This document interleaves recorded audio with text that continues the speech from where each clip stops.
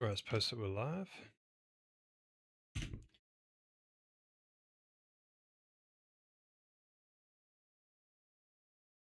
Right, so welcome everyone to another stream. Hope we're doing good. Let's check that we're live here. Cool. That's good. Now, right, looks like I need more brightness on these lights. Too dim.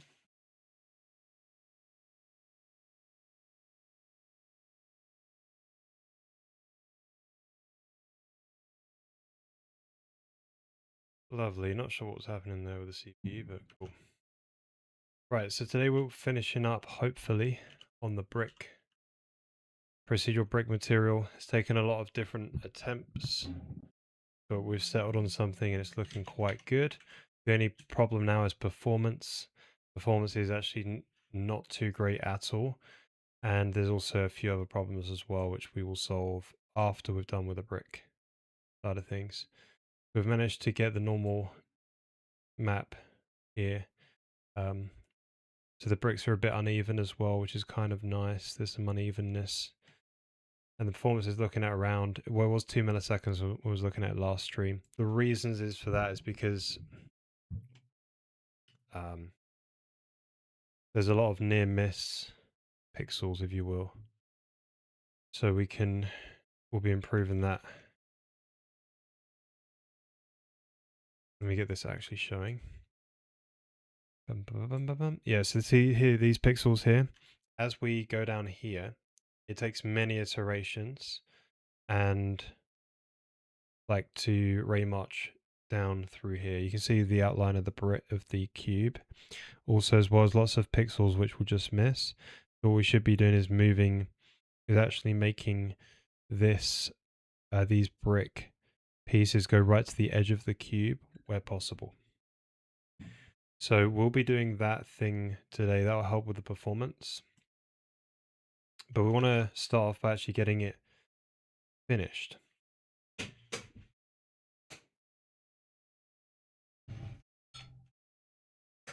So the other thing to get it finished would be, actually get the proper colors in there. There's just a normal map. So proper brick colors, we want to switch to float 16 to improve performance. So we're using float 32s on GPUs. These days you have float 16, which can increase the throughput by 2 times. So effectively, for every one instruction, you can for every for the time it takes to do. Sorry, when it processes one float 32 instruction, it can process 2 float 16s. So it could theoretically go up to 2 times better performance, considering we're bound by the ray marcher anyway.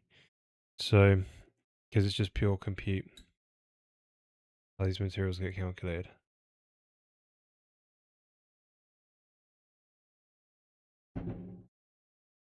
Then we'll want to do some more optimizations in the next stream.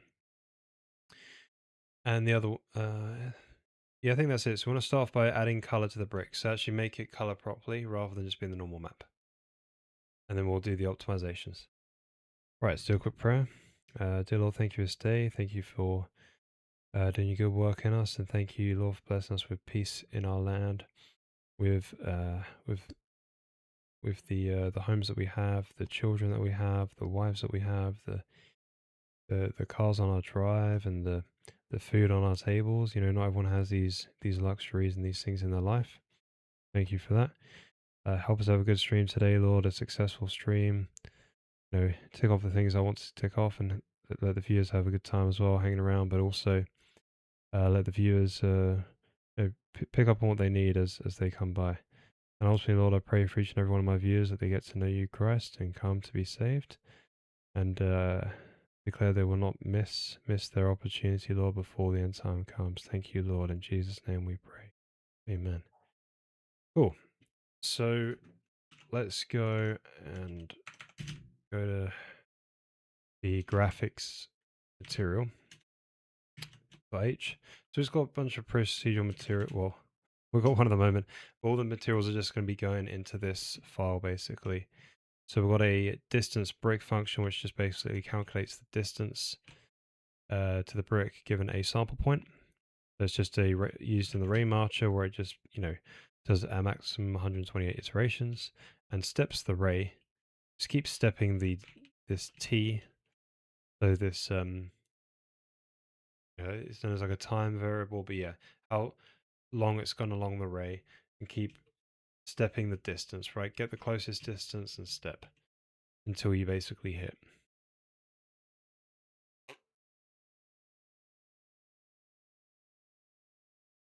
And then we offset the UV to the surface position, and voila.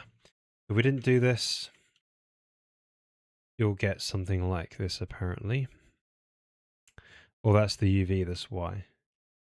Yeah, it's debugging showing the UV, so not very helpful. I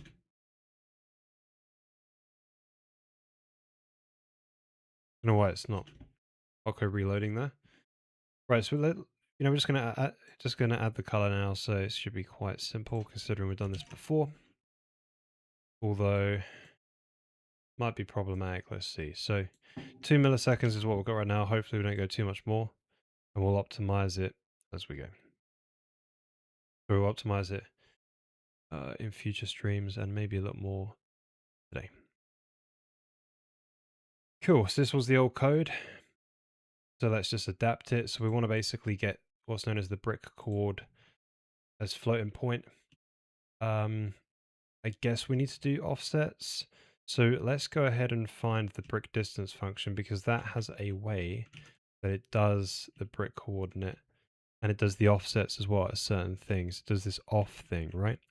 So yeah, that will be the X off.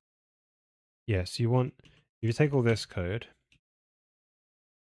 and drop it in here. We can then just like massage it into the right place. So this offset is there. Cool.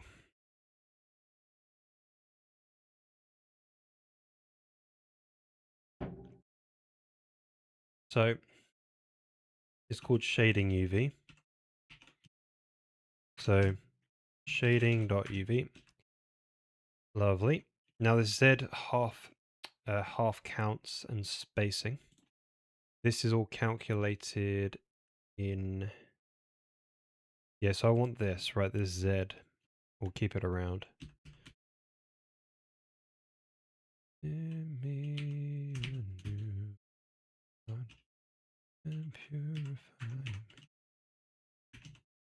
Hey. Oh. So we've got this sort of setup structure. Then these come in from the material properties that get passed up in the words buffer. And then we simply just get this sort of distance brick structure, which is just a bunch of parameters that gets passed into the distance brick. There's the SDF basically. I could just call it, SDF, but there you go. Probably should call it SDF.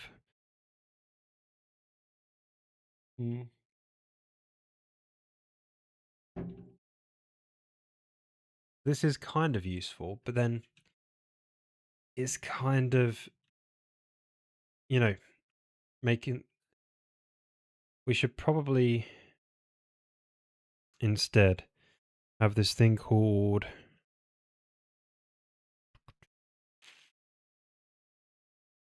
that we want brick spacing and half count and offset.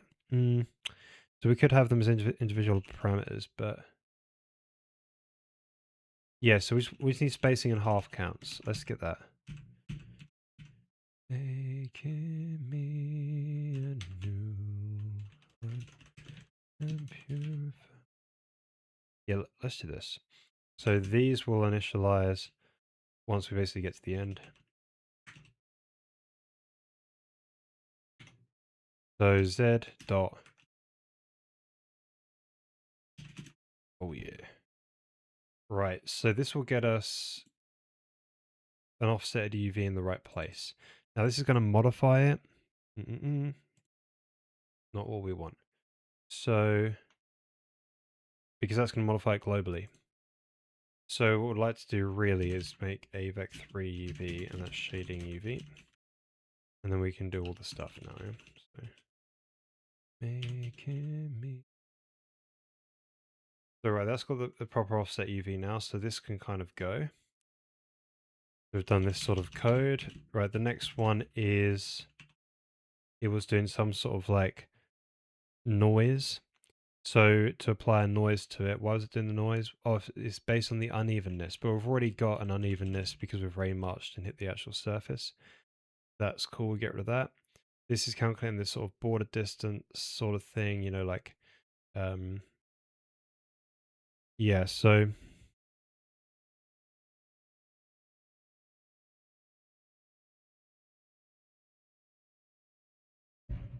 right, this is interesting.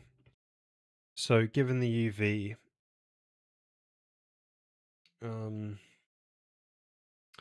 are you inside? Are you inside the brick or in the border? Basically, this is all this code is doing. So we could do it this way. What should we do? But then again, you've also got like uneven bricks now. So this,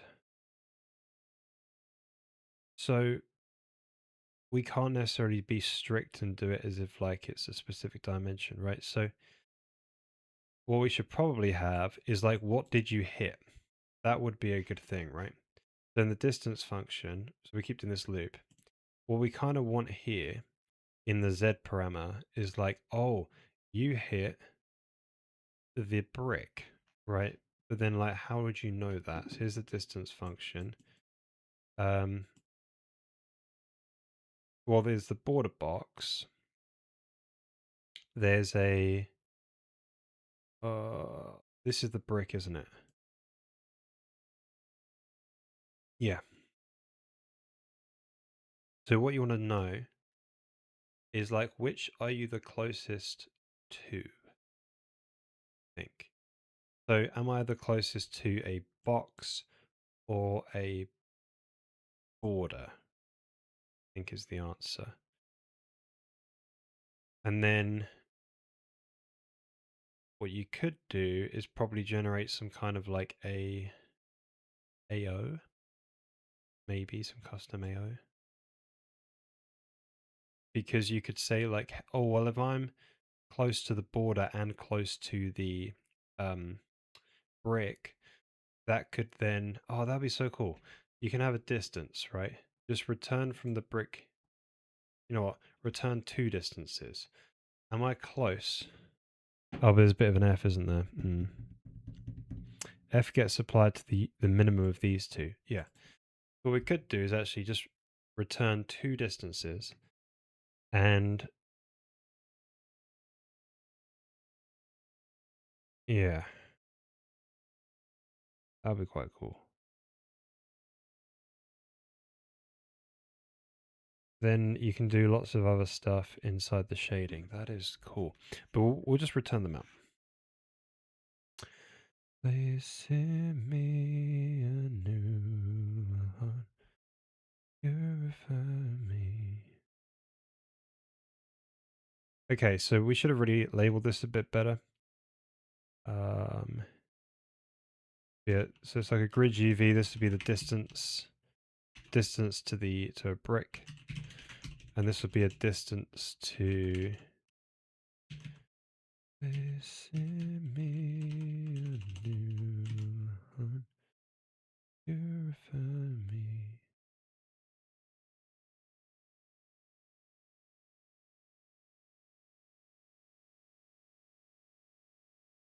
That max step is not happening right, is it? Because if the border is... Oh, it kind of is. Yeah. So that would be... We should just call that D.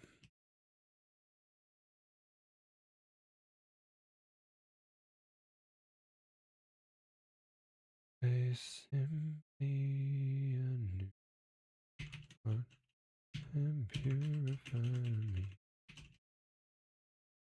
Now this F modifier, it should be added to just the brick. Right, the unevenness. Well, you want to put the unevenness on the surface as well, don't you really? Is that right? Like, we could put it just on the brick. But then... They send me a new... Right, let's comment these out for a sec. My face. Right, that's not nice. So... They send me a new...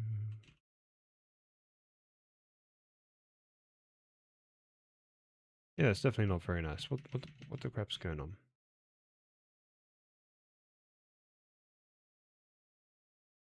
Purify me.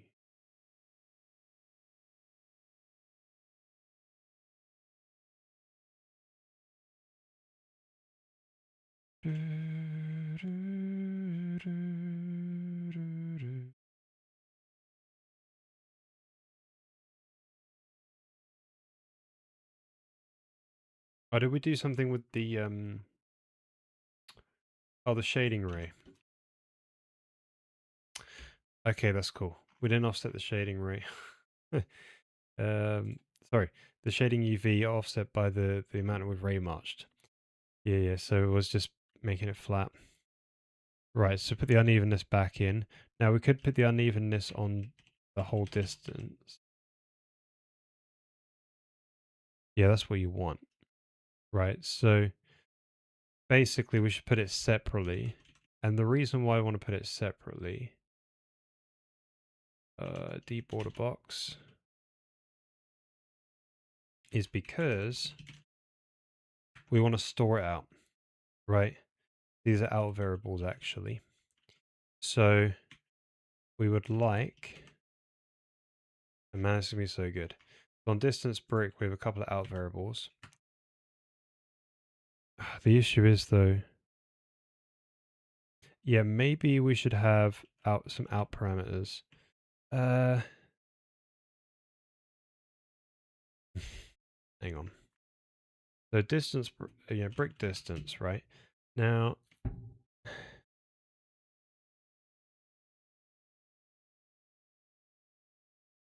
well, I'm thinking this ray march loop, I might want to have an abstraction for this in the future. So, you know, it's probably going to be a hacky macro thing because we've got to pass in like a function to be called. And you can't really do that in GLSL without doing a hacky macro. But yeah, so I think having a different return value other than a float is probably not a good idea. So we'll probably have instead an out parameter, if you will, maybe two out parameters. So we could pass the two out parameters manually. That is one thing we could do. Or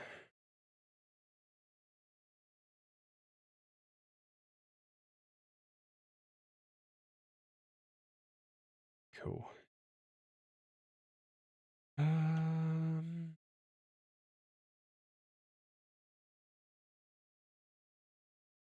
or we could do a structure. But if the fact we're doing two, you know, means we should probably just make it a structure. So we'll just call it distance brick out. It's just some extra parameters. Out parameters. So it'll be like, you know, distance to the box. Sorry, distance to a brick. Distance to the border. That'd be super cool.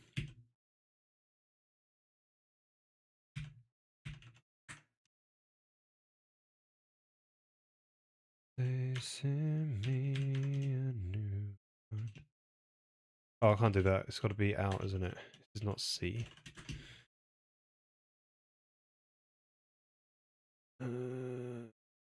Yeah, so...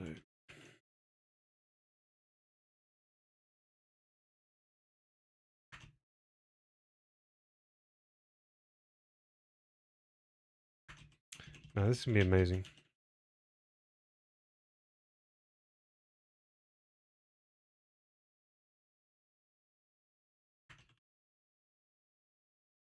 Cool.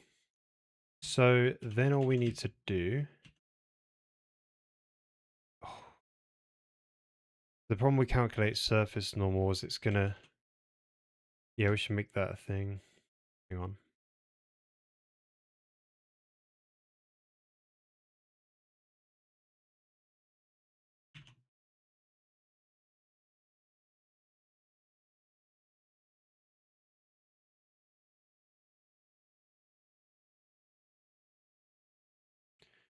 Hey there, cellophane. Does the keyword out not cause a name conflict for the parameter? Oh, that's a good point, actually. It probably does.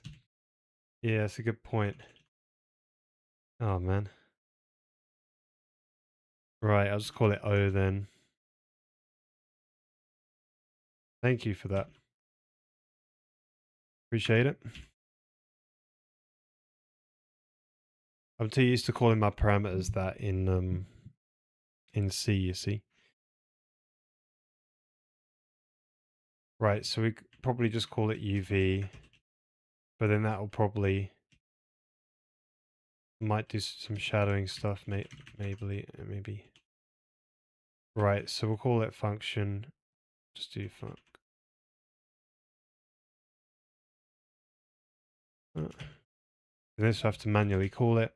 So we'll be like shading UV and then super hacky, by the way, because it's using the UV inside the macro.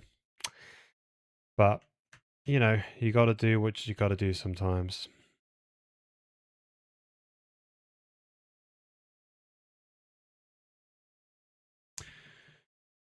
Cool.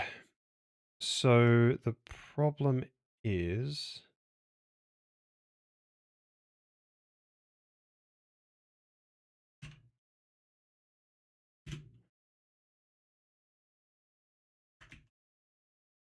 we'll just ignore these ones. But these ones up here, we can just call them D.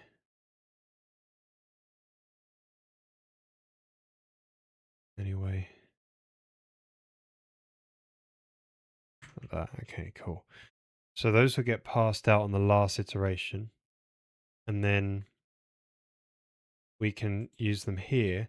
And now we kind of know the distance from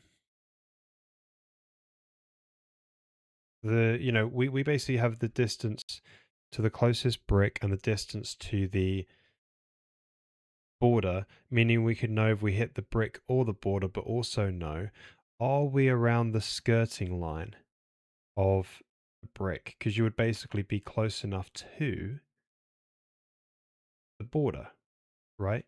So you could basically do AO with this, which would be super cool.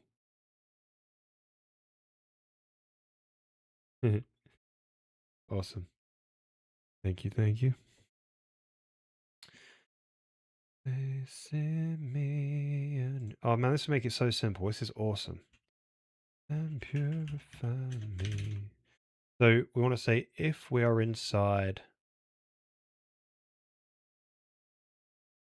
So that's the thing. If we never hit any of them, it would basically it would do a discard. That's another thing as well. We could account for the problem where we have a short, where we don't, where we go past the max iterations, and it might be able to look kind of okay, maybe, but maybe not. Yeah, probably not most. Better than it was before. It was making it super light. But yeah, so we should be able to say, right, if shading, sorry, not shading, if O dot distance to a brick is a hit.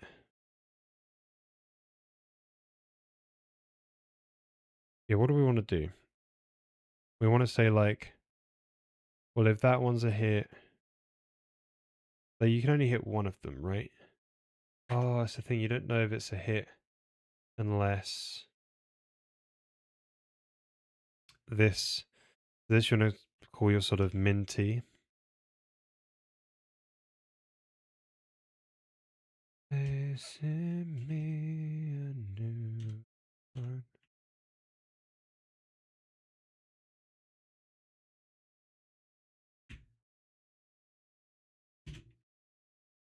I guess we'll do this const thing.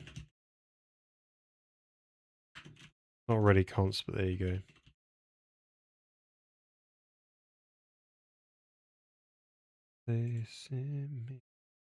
Hey there, R4 and NDRB. Do you think the script heaps are worth it? Seen people mention them everywhere lately. They only seem to update. The only update I do post in it is bindless texture update, basically. Yeah, so descriptor heaps are like, are they the ones which basically imitate what they do in DirectX 12? So where they basically have, it's like a tagged union of descriptors, isn't it? From my understanding, it's like you can have your buffer descriptors and texture descriptors, and you've just got an array of, essentially what it is an array of memory of your descriptor heap, and you can index into that, right, and get whatever you want out of it. That's what I have in mind. Oh yeah, it could be. So you're talking about descriptor buffers then? I think that's called descriptor buffers. So I don't know which one you're talking about, but basically the answer is, I can provide an answer though. The answer is they're probably not worth it because bindless descriptors are like basically all you need. Like descriptor heaps are a little bit better because there might be some certain syntax you can get away with which might be a little bit nicer than than just doing the classical, Vulkan 1.2 bindless descriptors. But the problem with a lot of this stuff that's coming out is it's too new and only like the newer hardware is going to support it. And I don't think so. You've got Vulkan descriptor buffers. These guys, if you look at the support for it, it's like real bad. So it's this one, yeah. So Vulkan GPU info. This website's pretty good. I have a bit of criticism for it. In terms of you can't look at the old features and then tell it to get rid of the old data. Maybe you can do it with some special like queries up here. My one bit of criticism: if you look at Vulkan 1.0 features, you can't generally look at the hang on a minute. All the not properties, I meant the features. You can't generally accept these values because it's got tons of mobile phones which you don't care about it in these numbers. And it'll be good if you can sort of get rid of, you can say only from Vulkan 1.3 you can look at this one. Maybe you can do it with this website, but I don't know if you can. But what you can do, which works fine, is look at extensions, I think. Or maybe you can't do that either because what does this mean? Does this include a bunch of stuff which is mobile? But 38% ain't bad these days, is it? Because if this is this trying to query? Because descriptor buffer,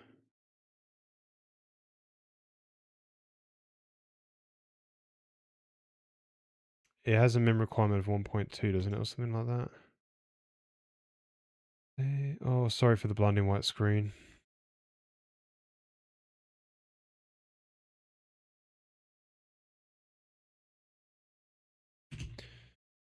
Do, do, do, do, do. Mm-hmm.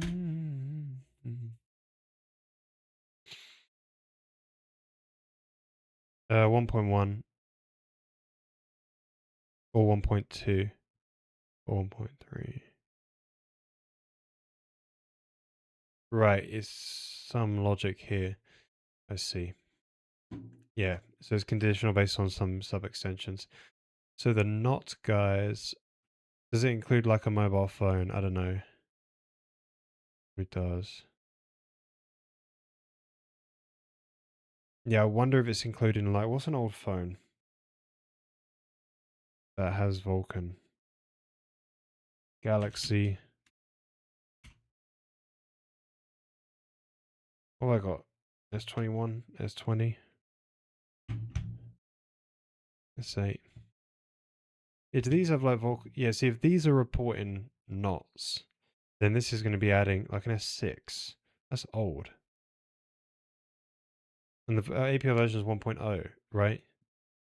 Of course it's going to replace. Yeah, so again, this is where this website like falls apart really. Is it's just got a bunch of mobile phones in there. So 38% these days, given how many Android devices there are, it might be all right, but you have to check the not pile to see, as you think, the Windows. Like, I don't know, what have I got? Like an RX 7600? Right, that's apparently supported because this is the not list. What about the 6600? Apparently that's supported too. Yeah, maybe it's good enough to use these things now. But it was quite low when I last checked it. So descriptor buffer, it might be fine.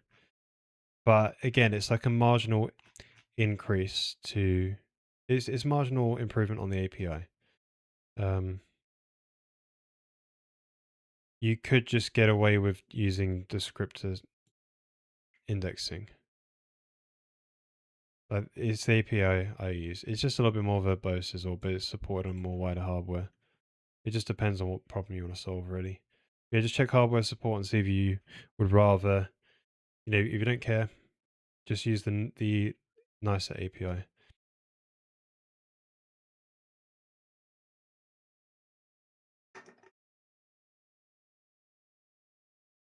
Like I might like if I reevaluated it today, I might use it because of the hardware that I want to support is kind of newer. But I had the code laying around which did descriptor indexing, so I just used it. It doesn't really offer any, from my understanding, it doesn't really offer that much better features.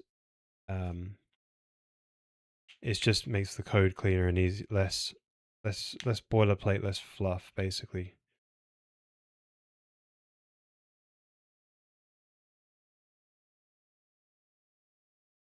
A huge boost? What do you mean? How would it be a huge boost? Yeah, I don't know. Why would it wouldn't really be a performance increase over descriptor indexing. It's basically the same thing. It's doing it like descriptor sets are probably but like buffers underneath, right? It's just a range of memory that's being written into. Descriptor buffers don't offer anything on top of that. You was talking about descriptor heaps. I think there is a Vulkan descriptor heap thing which they wanted to add.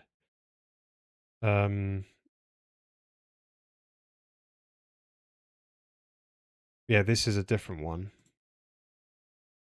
This one's even newer, right?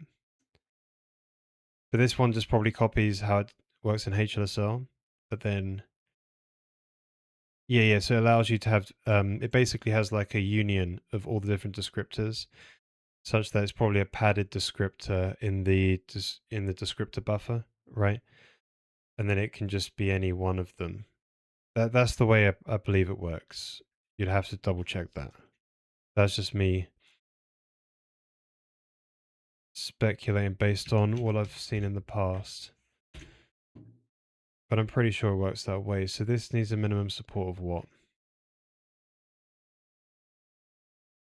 Give me a new one, yeah, see, this one's got like 2%. Like, yeah, you're not gonna. I'll have to look in to see what this offers. It's interesting though, because they only brought out descriptor buffer like a year and a half ago. So yeah, I think that what this is going to help is those DirectX games have better translation layer stuff. Maybe that's my way. That's my way of getting the performance boost, because translate into script heaps over to the Vulkan API from DirectX 12 might have been a bit fiddly and not necessarily work properly all the time, maybe. I don't know. It might not have been a smooth translation. But yeah, it's just reading the scriptures from memory. I'm not sure how much better it's going to offer in terms of performance, really. Yeah, I'll have to have a look at that. But yeah, I wouldn't bother using this. Basically no support. But yeah, thank you for letting me know about that. I'll look at that and learn some more things. Right, so we've got two distances, distance to the brick and distance to the border. So basically we've got this sort of min hit t. So if we've hit the brick, else we might have hit the border. Yeah, I think we'll just write that code. Min hit t. Else if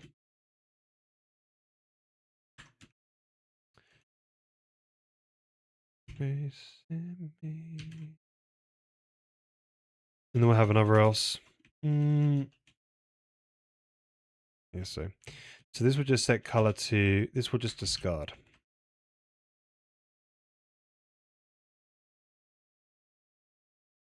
Lovely. So it just returns out -1 in the red channel, and then we can figure out like, oh, you want to discard that, so we just propagate that up the stack. Now, if you got the brick, we want to get the coordinates, so we explore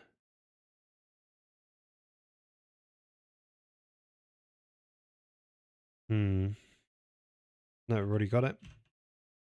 Brick coord. Lovely, lovely. Lovely. What's that doing? Not see anything. Cool. So it does this sort of silly hash, then checks the silly hash, and then checks the color edge. Yep. So essentially there's two colors. We can have an edge to say like, oh, we want more of this color than the other color, basically. It's all it's doing.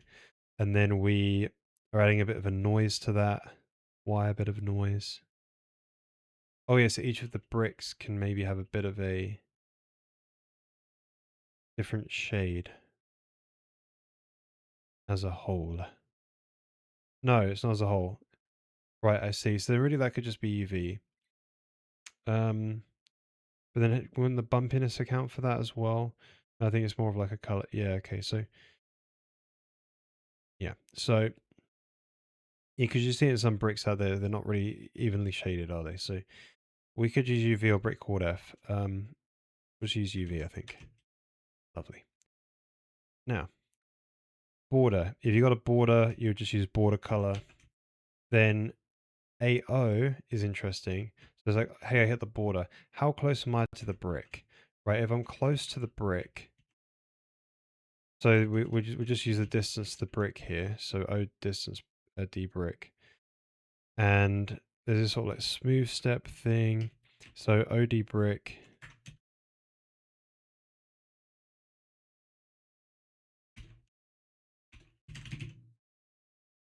Now with the distance to the brick, I don't know.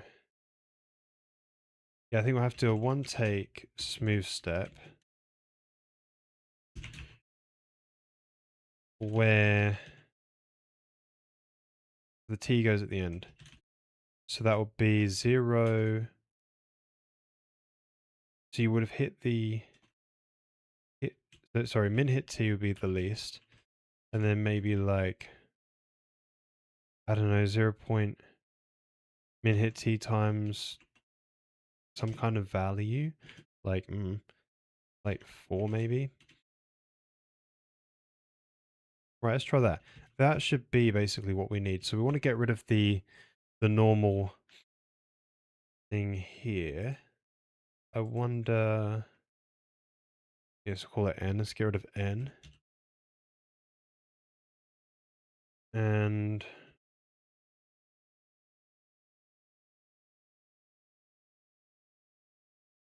There's this sort of AO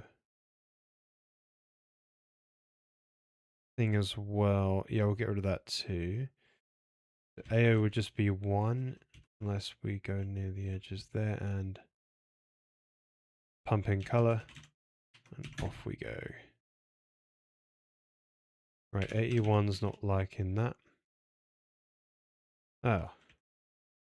What's it complaining about? Oh, what's the identifier?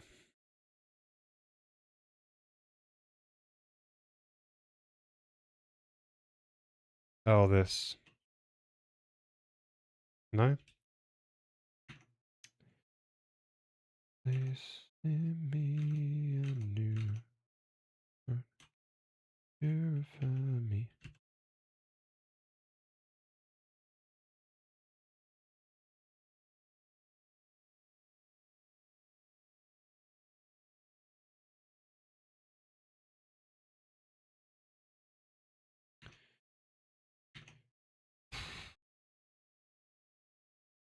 Oh, N. N has not been declared anymore. So where's N? Oh, the errors in GLSL are horrible. Honestly.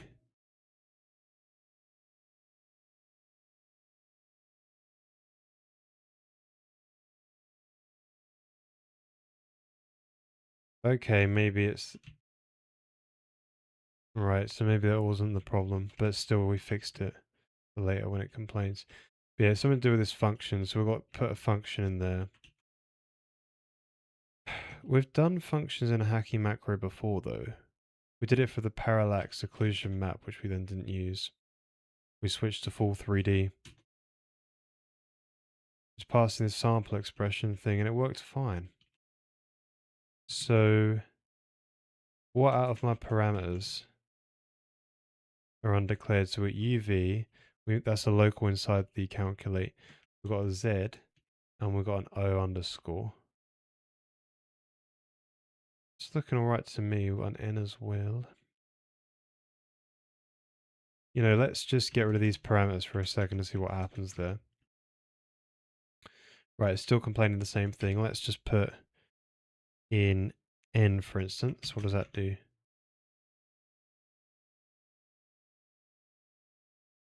Right, I'm confused. Let's go to 81. It's this line. N plus E times func. Oh, we didn't put an underscore. Oh, of course. Wait, backslash. Ah, cool. Nearly there now. 570. So let's just fix all these guys up here. No matching overload apparently, but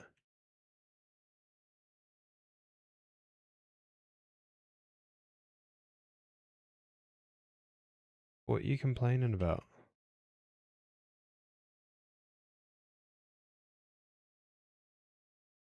Of course there is an overload for it. Undeclared identifier Z.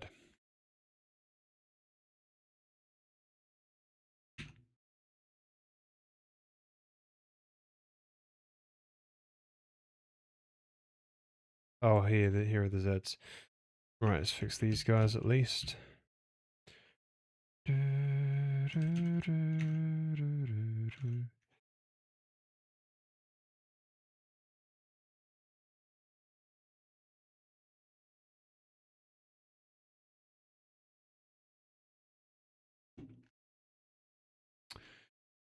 Please send me anew.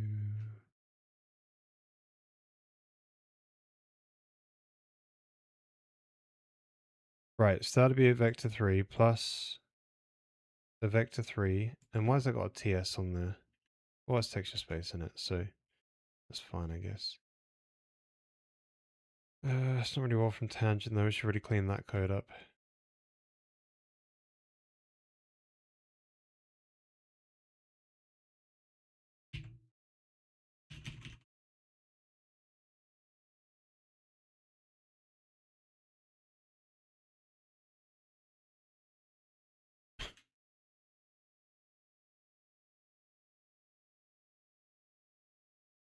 The material space.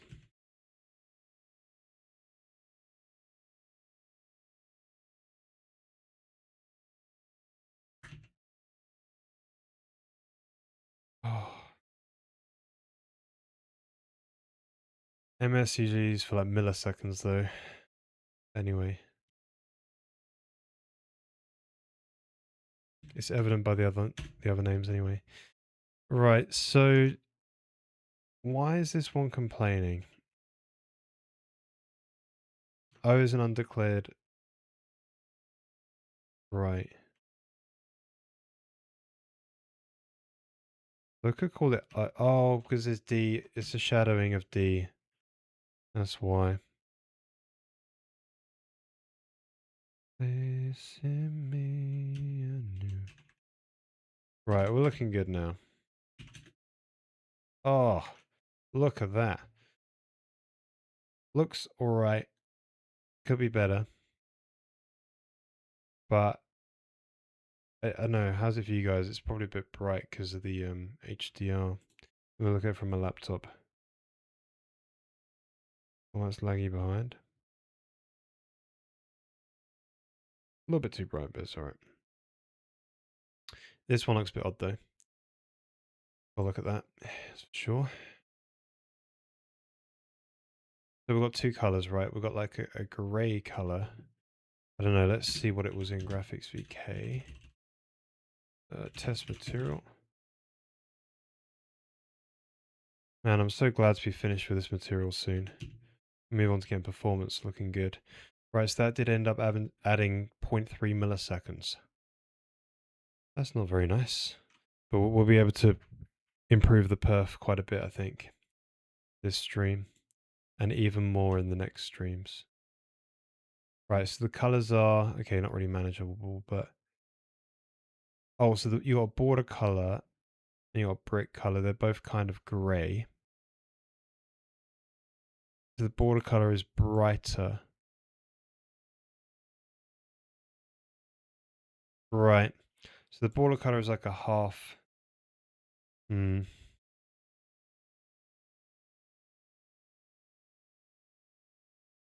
Yeah. So why don't we make it go down to like 64?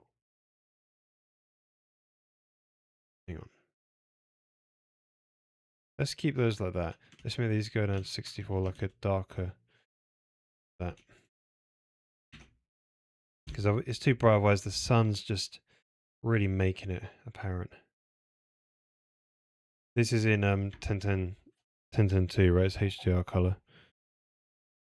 Like, yeah, it's in a DCI-P3. It's not Rec 709. Yeah, so in a future stream we'll fix up this problem where you see it's clipping.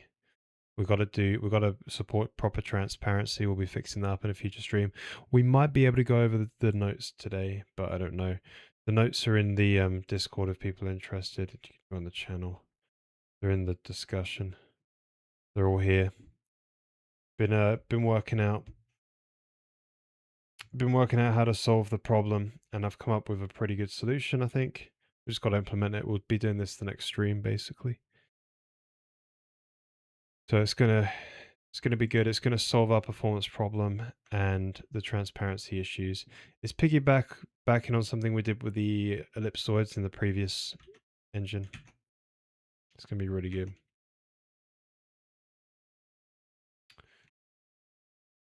Right. So we want to fix. So we can see some discarded pixels here. I think that's where the ray iterations hit max. So I would like to see that. Hang on. So is it like a is mouse at? Okay. So if is mouse at shading.debug screen coordinate. So that's just where my mouse is basically. So, sorry. Yeah, is my mouse at where the where our current screen coordinate is that we're shading. Then we can print out like something to do with the distances. Let's just print out 0, 1. Let's print out like a 1, 2, 3, 4. So if we go to here, now if I hover over these bits here, yeah, we've got some discarding pixels. See, it's printing out. These ones here is because the max ray iterations got hit. Max ray iterations got reached, which is like crazy. But we're hoping not to be getting cases like this. But I think we might.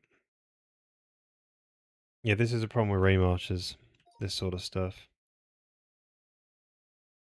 But you don't really notice too much, so it might be okay. Right, let's. But that's good to know. It does get hit. We could, right, just shade it as the border color. This is something we could just do. Right? And as you see, what it does, you saw it filled in the gaps there, but then here it made it.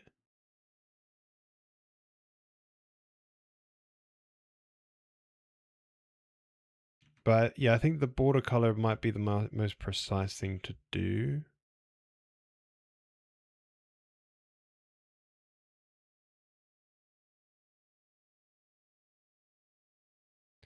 But also there's a thing of like, you could change the min hit T, that sort of thing. Anyway, right, should we just have some... Yes, it's the thing, do we discard?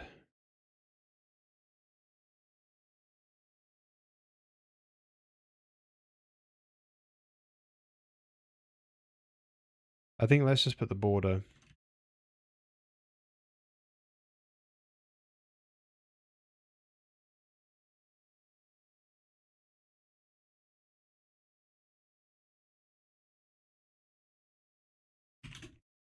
Cool. Rightio. So the next thing I want to fix is this brick. Like, what is going on here? Right, I thought we were doing this offset T thing, right? Well, we do. So, yeah. So this would then mean...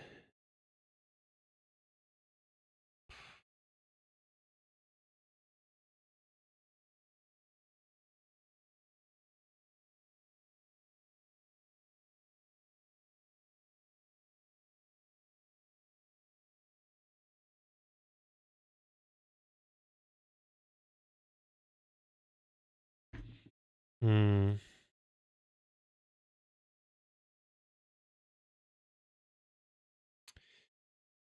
Um...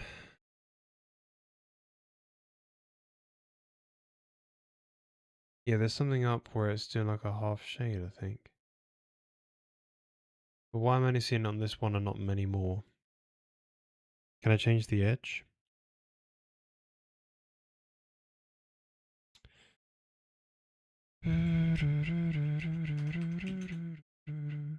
Right, we're seeing more there, aren't we? Yeah. So it's all to do with the offsets.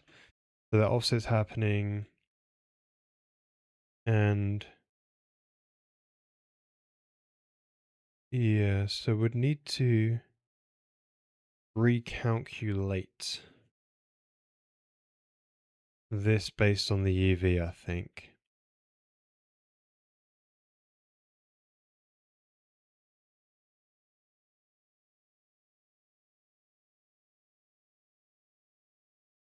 Wait, do you need to offset the UV? What are we doing?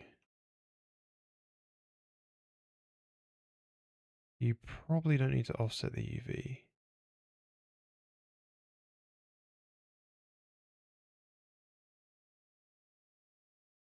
Yes, I think you need to take this, chuck it in here. You'll need to then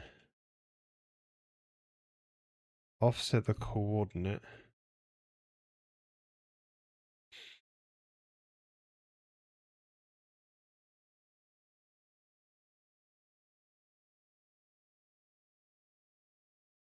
Recalculate that with the offset.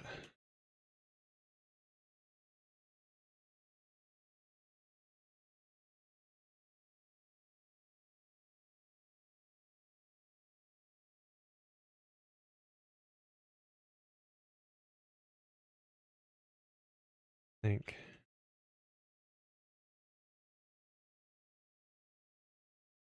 Oh crap. uh, hey Rico, thank you so much. Appreciate it. Yeah, it's looking better. It's looking great. Better than it was before the other ones. Oh, it's kind of blooming, which is a bit weird, but I guess that's just the sun hitting it, making it very bright.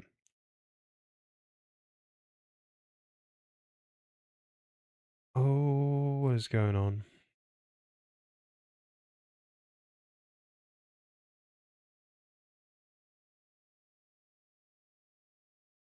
Oh, the brick offset needs to happen in brick space, I think.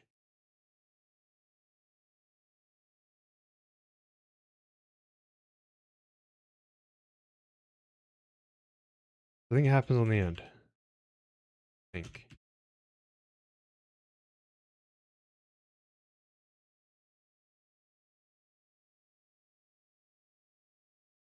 Ugh.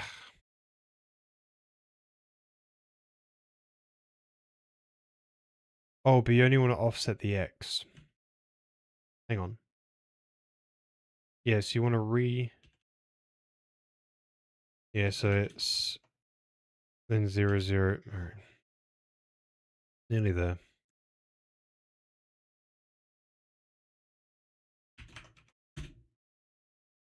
Oh.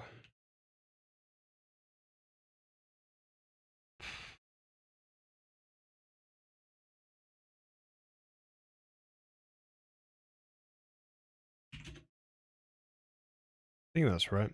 Let's change the brick edge to see if we can see. Yeah, that's good. Cool. So let's just change this number and see if we get any more. So if we get any more sort of like half.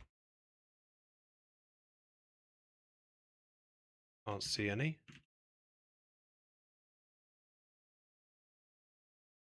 Lovely. Look at that. We get all of them, yeah. Cool. Lovely. Right, so now I think we're completely done when it comes to all the parameters. Oh, there's one more. Gloss. We want to put glossiness. And then, oh, we wanted to also tweak the AO. Right, 2 more parameters. And then we can take a look at improving the performance. And then looking at tomorrow's, sorry, not tomorrow's stream, Sunday's stream. Yeah, I usually stream tomorrow's, well, it's Fridays, but I'm not doing it tomorrow because it's my birthday. So taking a day off, spending it with my wife and my son. Have some good times. Right, so we're looking for the gloss. Gloss min max. Right, so we simply just need to pick some kind of gloss value. So let's just put gloss max in and see what it looks like with glossy bricks. Right, there's some glossy bricks, and here's the sort of minimal glossness. Right, so basically, across all of the space, we just want to pick some gloss value. So we could, you could probably hash it again. See, that's the thing. This noise has caused problems, actually. It's caused it to be less performant. So it was it's quite expensive, isn't it? So we don't want to call these too many times. So we should probably just call this NUV and NUV. So what is even noise 3D? Does it return just a single float, doesn't it? Yeah, okay, so. And then we can reuse that to basically lerp. You do a lerp? Lerp between gloss min and gloss max based on NUV. I think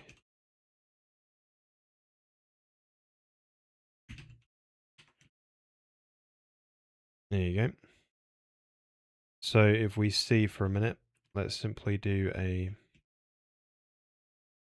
3 different modes, if you will. Let's do 2 different modes. If G or U32 G time mod 2 equals 0, else,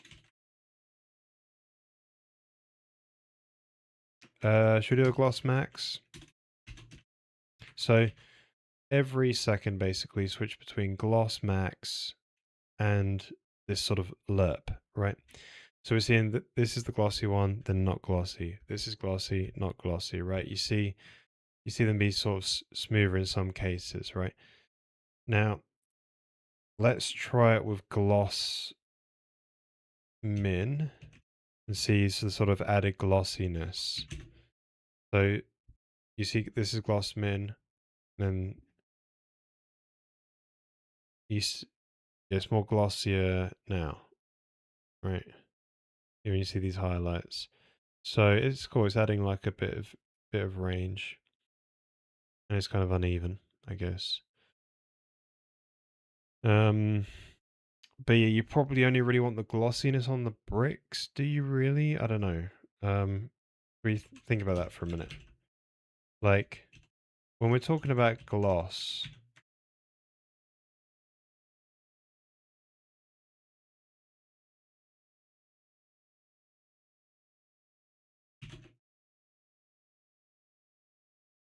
do you?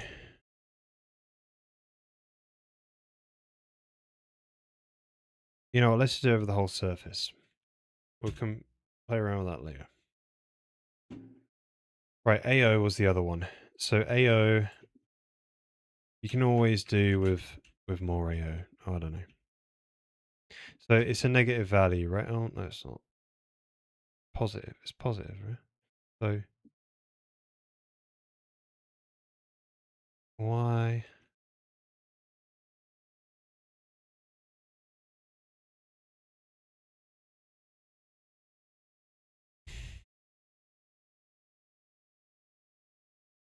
Interesting.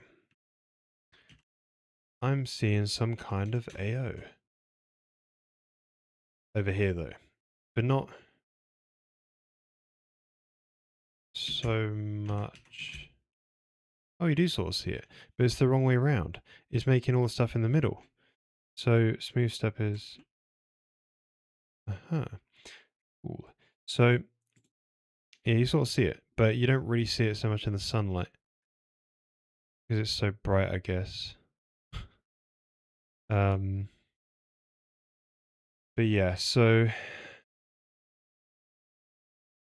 if I did like a min at t times 8,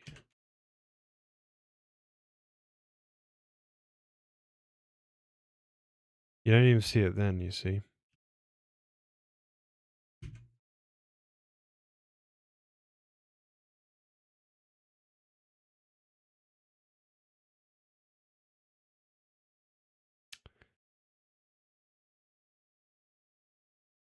Yeah, so you do 0 0.1, 0 0.01.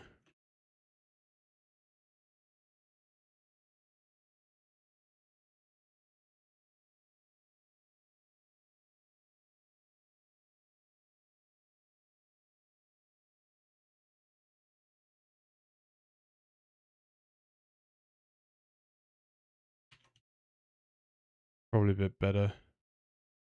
Got a bit of AO there. No, it's a bit bright right now. A bit too bright the scene, but there we go.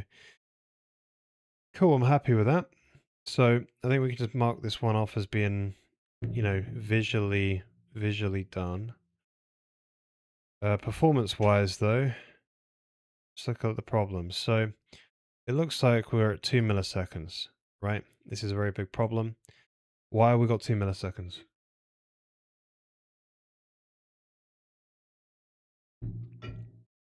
Because we have a cube. You can kind of see the outline of it here, right? It's cutting off this background because we're doing a visibility buffer. and we're just rendering cubes.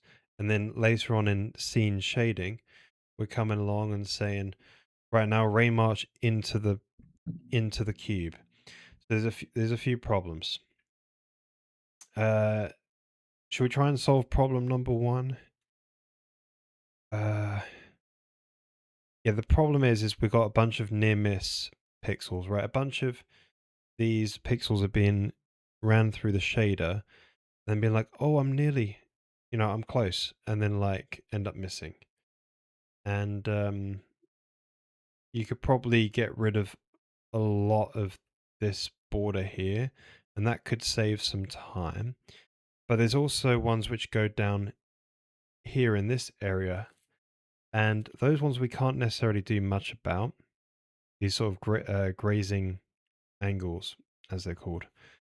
So for this, we're going to have to basically support doing the ray marching at a lower resolution, and basically step most of the way in a lower resolution. That way less of the pixels, so that way you'll have to be able to support doing it at a lower resolution basically. So that way we can step most of the way at a lower resolution and then pass the information to the quad of pixels in the higher resolution up from that, and resume the ray march. It's called a cone tracing. You can look it up, but to do that we're gonna need layer information. And this is what my thing was basically saying. And this is probably want to tackle on next stream. So this will be Sunday's stream, but we'll be doing other stuff this stream. So all this is basically saying is we've got these sorts of problems, and we currently do a visibility buffer. So we basically just like, hang on. Where's the visibility buffer? This is it. So it's a uint. It's just some cubes, right? So obviously this cube cuts off the sphere, and then you get a cut off sphere. So we need to have a way where we basically have layer information. Now, in a previous render of mine, what I did is I had support for like up to like 4 layers of pixels, and I basically had all these ellipsoids binned into some screen tiles, and then I sorted them front to back, and then I ray traced all the ellipsoids until I hit 4 of them. All the alpha went to fully opaque. So I think we want to do a similar thing that we did in that ray marcher, except for it's not going to be a tile bin thing. It's going to be done with meshes. So we want to basically have a pixel shader. I've still got to work this all out, but I think the similar thing is what you call you call it like an A buffer. People do it for like order independent transparency, I think, where you basically have an atomic buffer is called, and you effectively, so that the A buffer is like a linked list of nodes per pixel, but we're not going to do a linked list because it's a dumb idea. We're going to have probably a fat buffer with like 4 pixels crammed in there or something like that of visibility buffer information with depth information. I just got to figure out the exact data structure, but I think that's the route we're going to go. And we'll basically end up with 4 pixels per pixel. Sorry, 4 layers per pixel. That's the one I would say. 4 layers per pixel of depths and triangles. What's the way of saying it?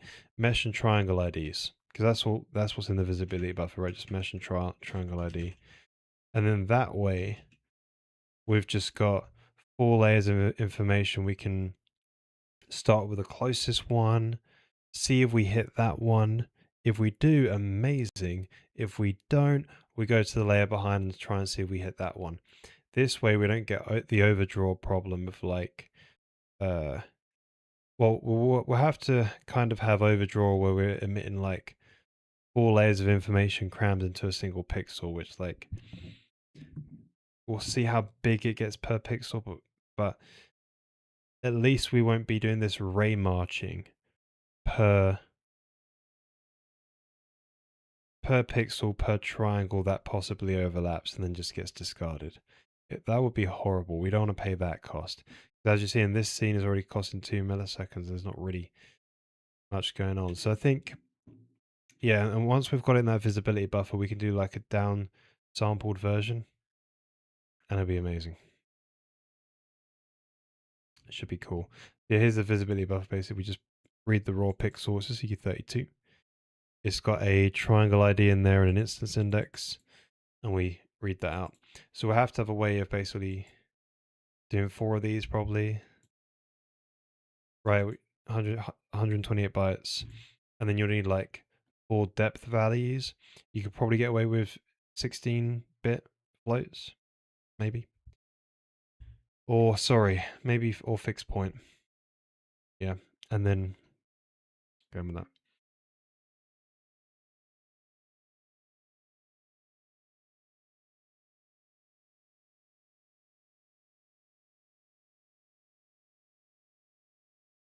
Oh. Yes, I think that'll be that's one optimization we're going to do in the future. But the two we're going to do today is we're going to change to float 16s because they basically improve the throughput.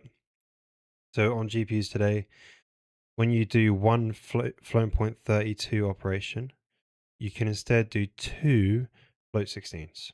So if we're bound by compute because we're not doing any texture fetches, theoretically we could probably drop that number by a half, right? That could be quite good, right? So we've got to see, right? And we also want to, yeah, as we said before, right, increase the border of this such that these bricks meet the edges. That would be nice. So I think let's start with the easy one. Let's start just by changing stuff to float 16s, and then we'll move the edges out. So if we look at the ray marcher here, so we come into the shade, and we've got a ray marcher. Oh, the other thing about float 16s is your register pressure is going to be less as well because your float 16 can fit into two float 16s can fit into one register. So yeah, it's quite nice. So that means you can launch more compute shaders that get switched out. But then again, we're kind of compute bound. But anyways. So yeah, here's the ray marcher, right? So this guy, like we tried to add like a more expensive noise function to this and it just made stuff really slow. So we just did like a couple of sine waves and ta-da. It's not been the best though. You can see it kind of here. It's a bit blocky. But it does kind of look alright in other places. But stuff to sort of iron out later. But for now. So if we can switch some of these to float 16s, how well does that look? I think we've got to go ahead and first of all get all the extensions and stuff, right? So Vulkan, let's just use AI because it can search the internet better than Google can. GLSL, float 16, in shaders extension, please.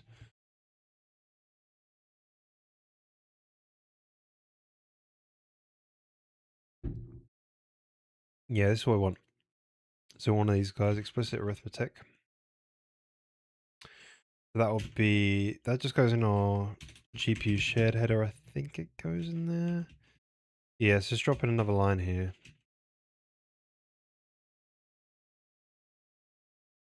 Alright, 2 secs.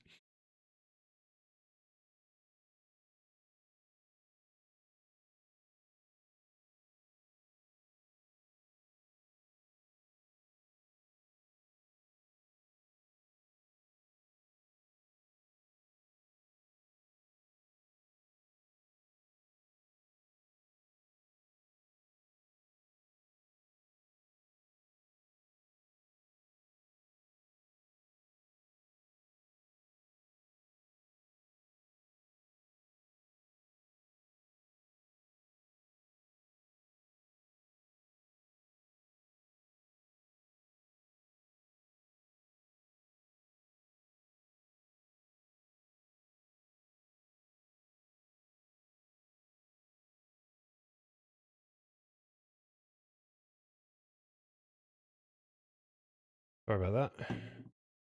My wife just needed to know where I put something. But yeah, so we just want that explicit arithmetic types because ESL is, an old language and they need constant extensions for things. Right, so storage, we don't want to store them in buffers, so we don't need this yet, although it would be nice to do that in the future. We'll put it in there if we need it. So we want this feature flag. We need this extension. But didn't that get made core at some point? They send me a new heart and purify me. Yeah, promoted to 1.2. So it's in 1.2. So that means we just go into GPU Vulkan or VK. And we go into features 1.2. They send me a new heart, purify me. Fishy. Something is fishy right here. They send me. Oh, they're individuals. Okay.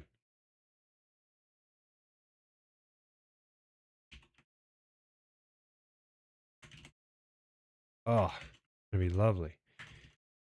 So float 16s. Lovely. Right, so there's also, so it's like F16 Vec2 I think you get as well. And all that lot. Right, so let's try and launch that.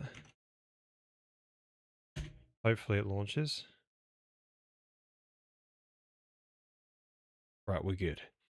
So, here we go. Let's... Now, so the idea is we want to make the number go down. This number here. It's going to go up to about 2... Oh, yeah, my engine is stable unless it's not stable. Sometimes it crashes. There's a problem with like what's it called?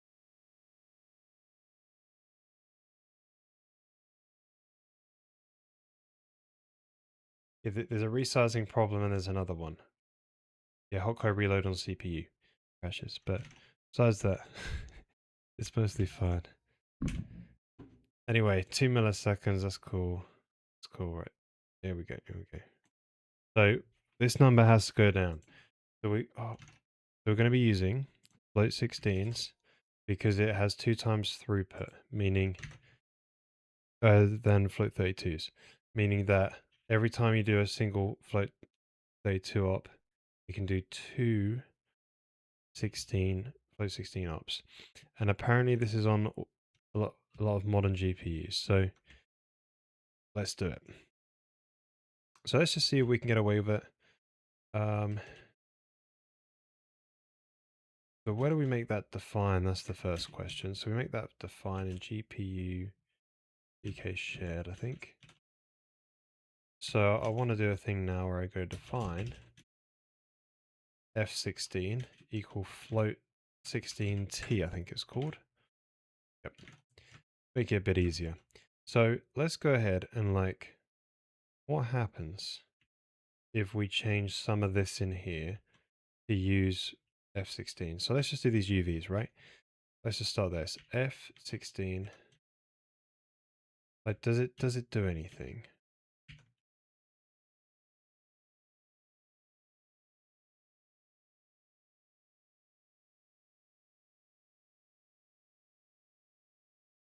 Right, apparently we've got some issues.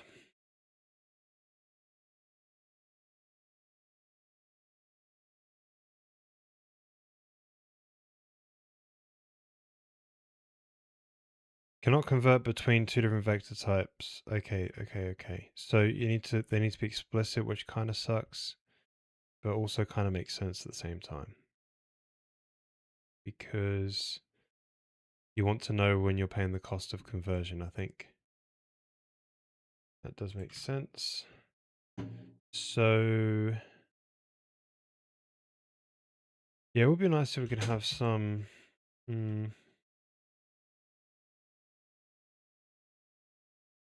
They sent me a new... What would be cool is if this was just all F16.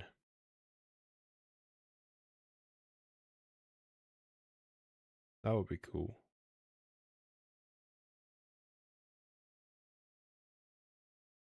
So I could wish.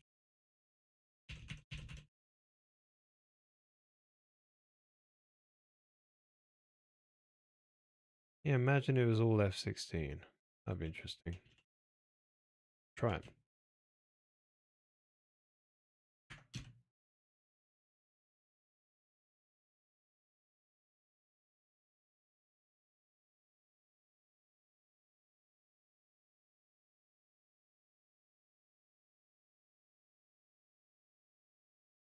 Then an F16 normals as well. Let's go all in. Right, not the PBR stuff. We'll do that later if need be. That could be cool. So you can do it for color information as well because it should be fine because we use float 16 render targets, right? I just wonder what it'd be like on the maths operations to see if it would introduce any banding, but I think it should be fine. So right. Yeah, the rain marcher, this is called up to 120 times per pixel. You know, that's on these edge cases here where it goes down these grazing angles, right? So yeah. Cool. So UV should be an F16. And then so that means shading in that shading structure then. UV should also be an F16, right? Oh, this could be really cool. This could save up on lots of register space. That'd be amazing. Anyway, so right, we'll go all in.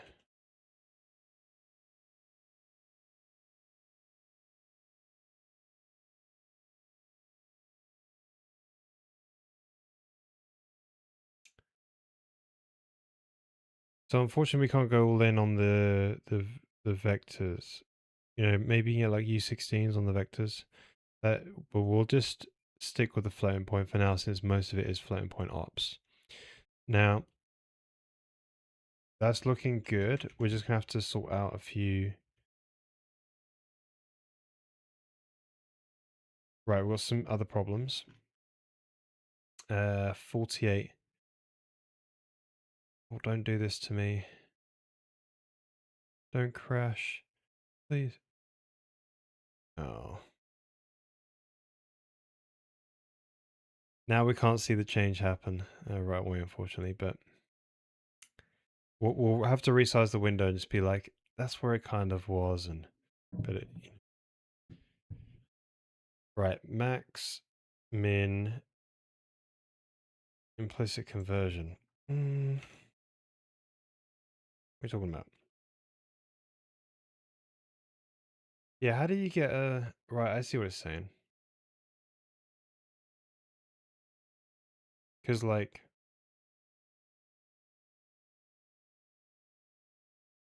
Do I have to do, like, F16 on that, basically? Is that what it's saying? That would kind of be annoying.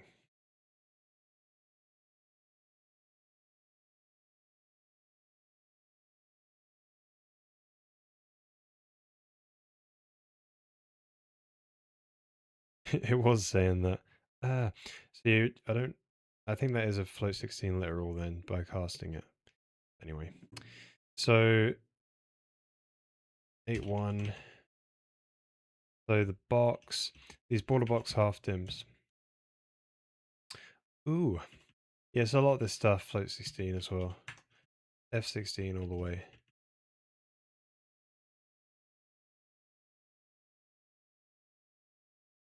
They send me a new heart, purify me. Lovely. This was well. The setups as well. Yeah, yeah, yeah, all the way. All the way. So that means then when we do all these guys,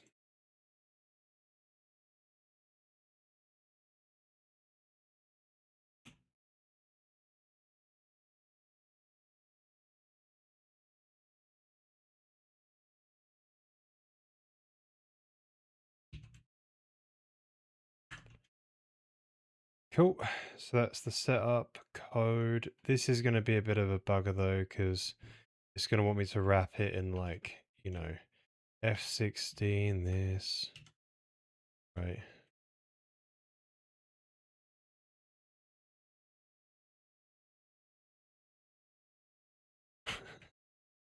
uh,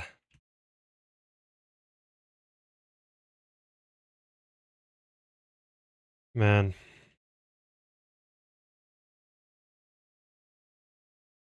is there an F16 literal?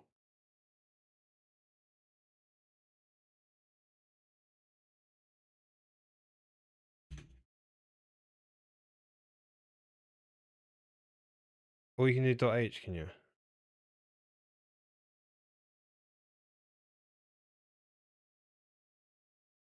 Yeah, but it does inside maths.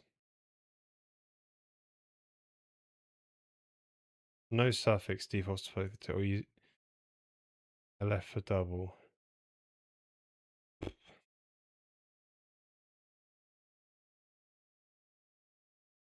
Avoid using F suffix, e.g. if you want.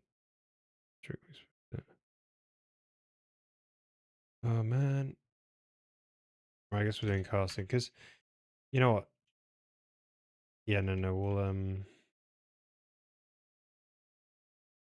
I think we have to do that.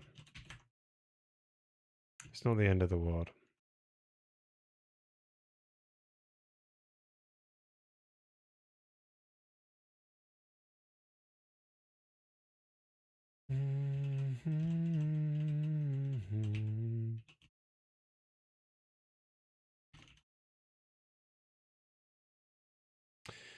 Man, I'm hoping this pays off well.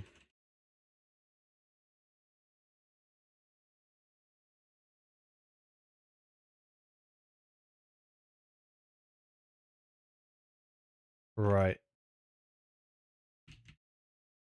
What are you complaining about? Oh, a mint element. So this guy is one of mine.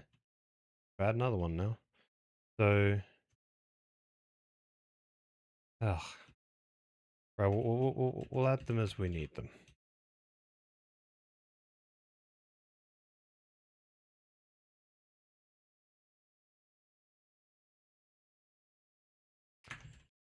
They send me a new heart, purify me.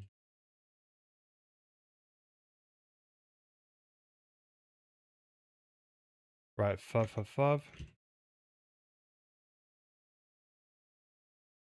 Okay, so the setup structure. So we get the parameters that come in from the words buffer, decode them, and now we're storing them in here. Now these are float 16 ones, but they are um, they're coming from float 32s, right? So all of these as well. So my code generator just like so my brick encoder. So I've just got a little custom thing, file format, and it generates code for like serialization basically, and it also can be used to generate stuff that like packing types for GPU, which is like super nice. But it's kind of limited to 4 byte types, and when I use the GPU target up here, but we're adding 2 byte types now, so I could probably extend that to support like float 16s now, but that would be extra work. And for now, we can just wrap it in casting, and it should be fine. Should be fine. So let's go ahead and sort that out. So all of these guys, F16, F16.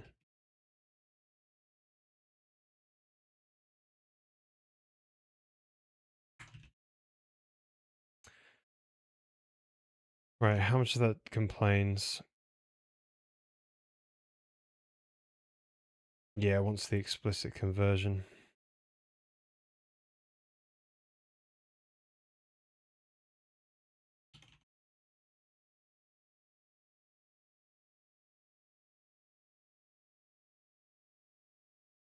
Brick dims. Where you come? Way over there, aren't you? Okay. Nice. So deepness, you should implicitly convert, right? What's that? A 2.8? Or you're not, are you?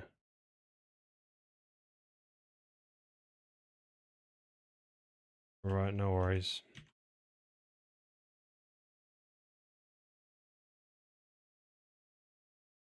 So edge, that's fine. Nearly there.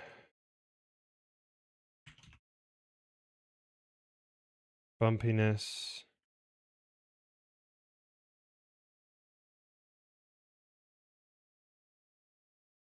Lovely. At least F16. Man, this is so verbose and horrible.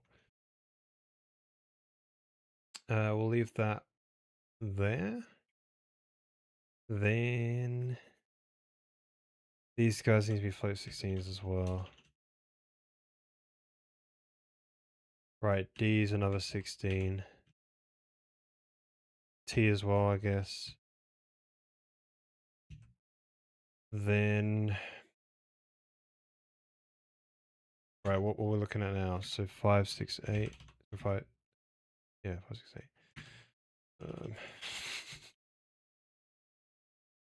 So if I did 0.0, does it do it? No, it still needs to be explicit. Man. I knew GLSL was a bad language, but it surprises me every time.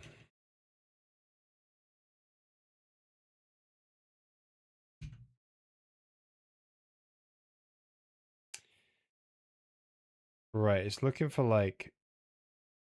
Alright, this thing needs to be like another float 16, that's why. It's upcasting it. Nearly there, it's time for errors now.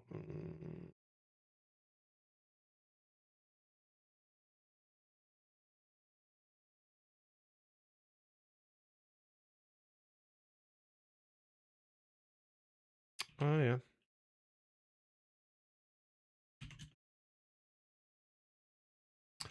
Right, 580.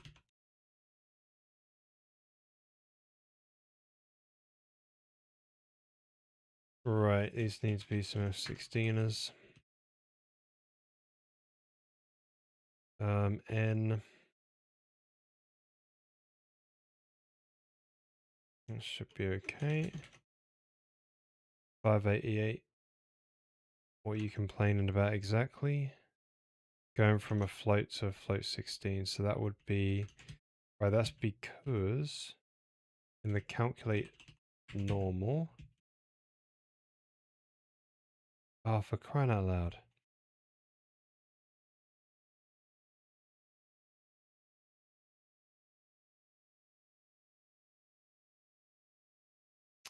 Yeah, this is a lot of... so, that should be fine.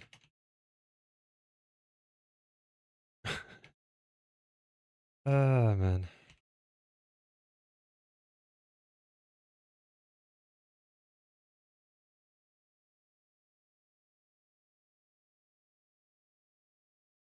Yeah, I wonder how that normal's gonna look now.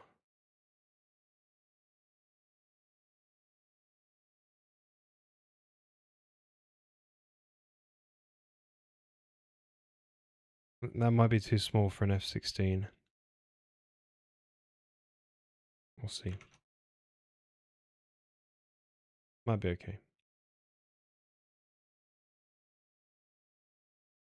588. Where is there another? Ah, here, the 2.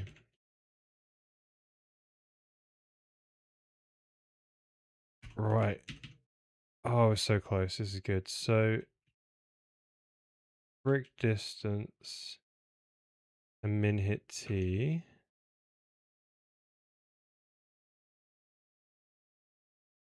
Right, so I guess you flow 16 that and then upcast it.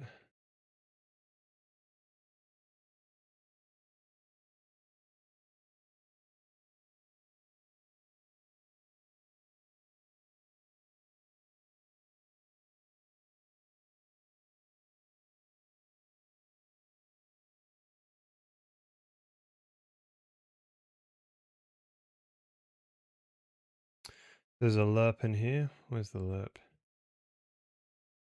Right, is this NEV thing?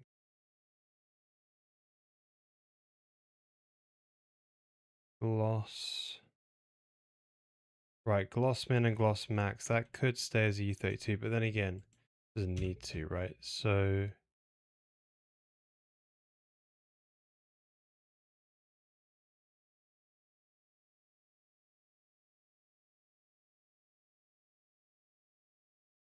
always so close. 6.2.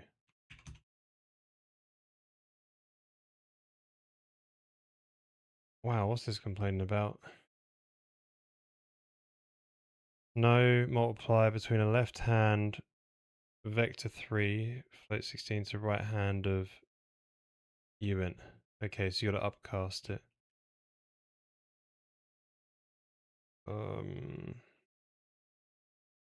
Brick spacing. Brick counts.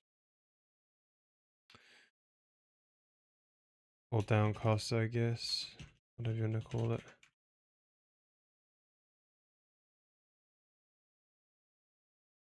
Convert from a vector.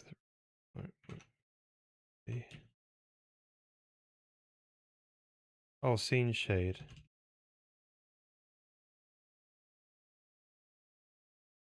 Oh, okay. So F16 vec 3.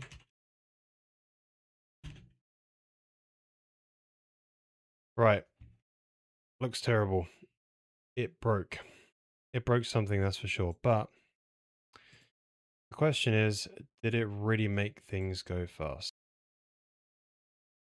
Find out. After it's finished crashing. That was a lot of converting.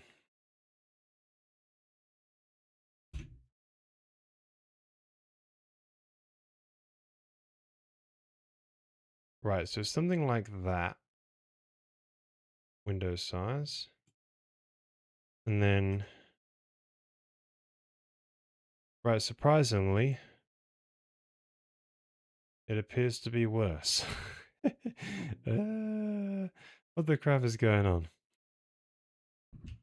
We're not really doing any conversions whilst we're doing the Ray March. I'm just confused. So is the problem?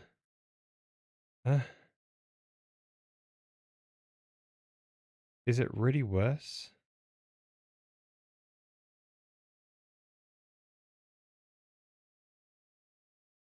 So if we just return like a G of U32 max, right? Cast into float, I guess. Hang on.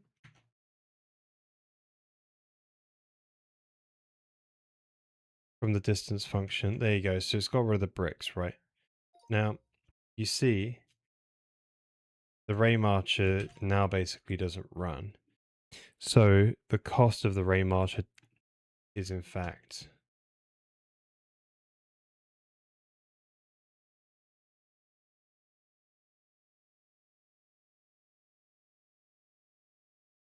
Yeah, it's like, nearly 2 milliseconds, right? 1.5. So 1.6 or 7, whatever it is. Now,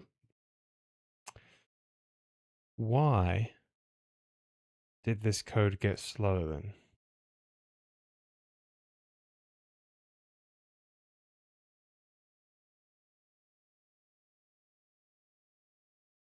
Is there some like missing conversion we're not seeing? We changed everything to float 16 that we could. That's all we did.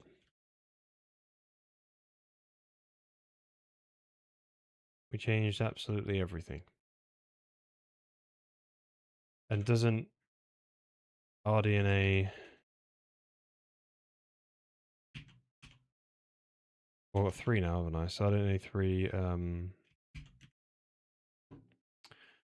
Bum, bum, bum, bum.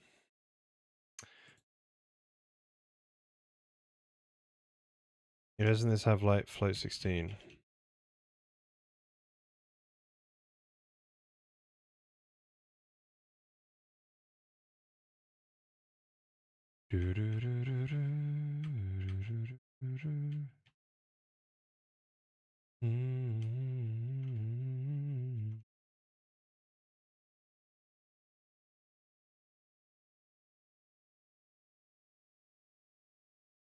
Yeah, it's probably too much to search for.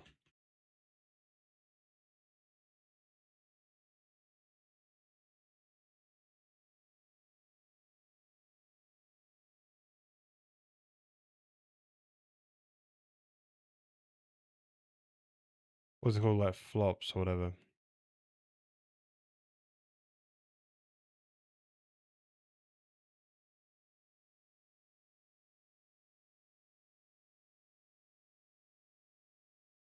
Significant increase in theoretical floating point performance compared to RDNA 2, specifically through its dual issue compute units, which double per cycle.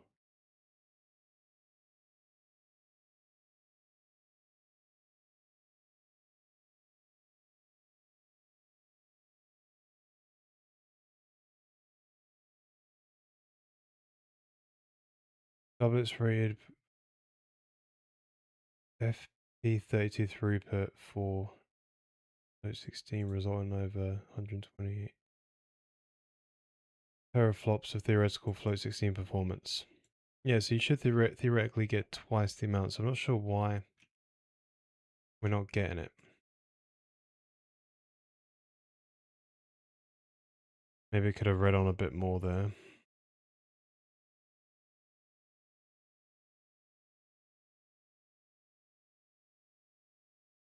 Is there some like...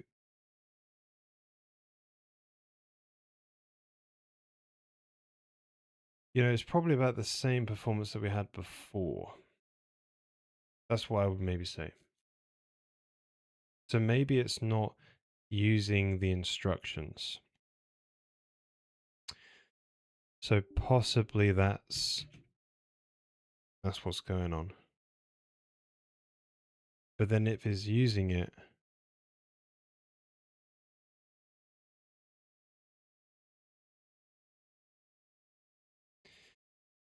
yeah. So I think what's causing the problem is the normal. So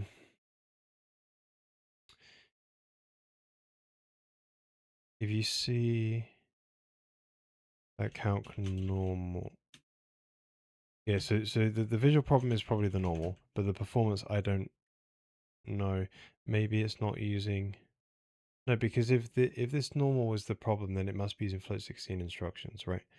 But I'm thinking this is like way too small, and therefore it's like, there you go, see, it worked, yeah? So it's clearly using float 16 instructions because we had a precision problem on, all this code does is sample the SDF at, 4 different places and work it out, right? So clearly when we used something which was a little bit too small, it was like, it didn't want to work, so...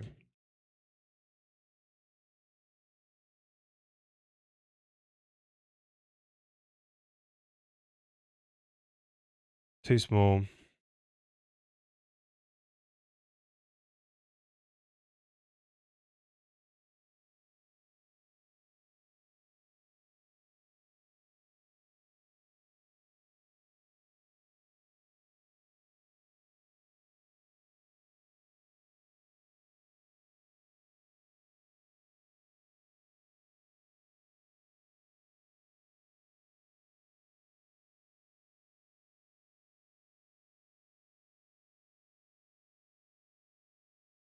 Yeah.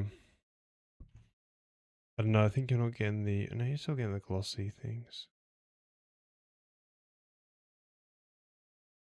Anyway, it's stuff to play about with. Maybe,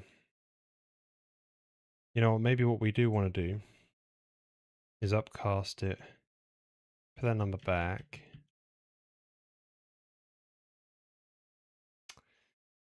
Hmm.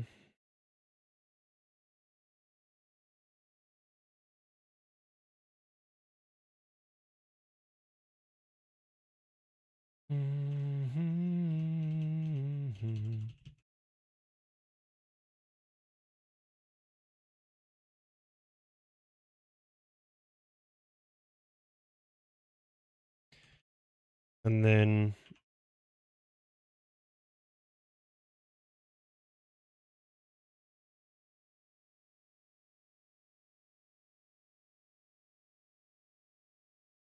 do the maths.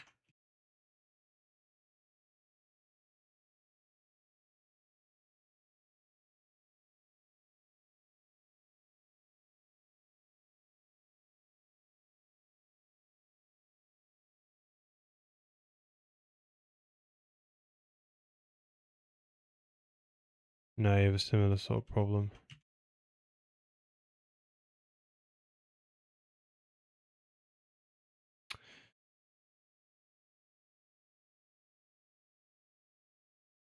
I reckon that's fine.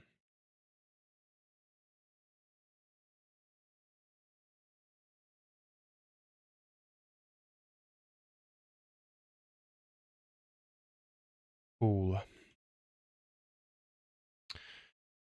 Right, so this annoying thing is that didn't actually help with performance. After doing all of that change, wasn't really a lot, but for some reason, it's a problem. Like, I don't know, where is there any like secret square roots or something like that? Is there any like, there is some length operations, right? Maybe this stuff is like really bad.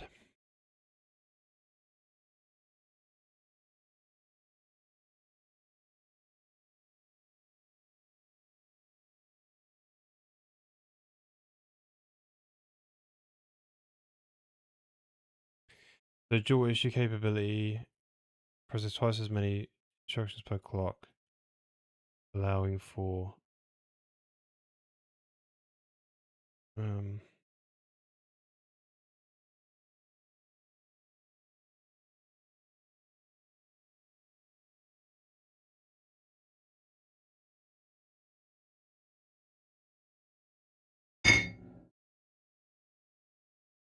so I would expect, because we're going, we should be bound by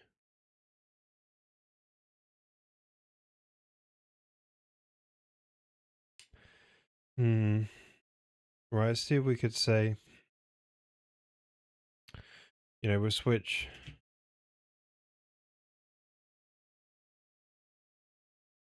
from float 32 to float 16 with no performance increase.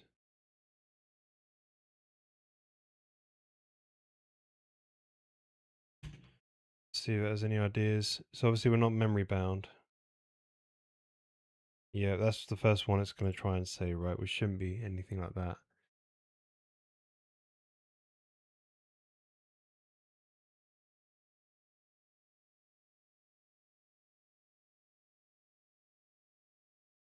Right. The dual issue architecture that already attempts to double float 32 throughput by running 2 instructions per cycle. Oh, does it really? So float 32 is going to already be doubled anyway. Is that what it's saying? There are specific hardware rules about which instructions can be dual issued. If you already successfully dual issued in 1.32, switching from right, might not provide a triple quadruple boost because those same ports are now issued for pack, right?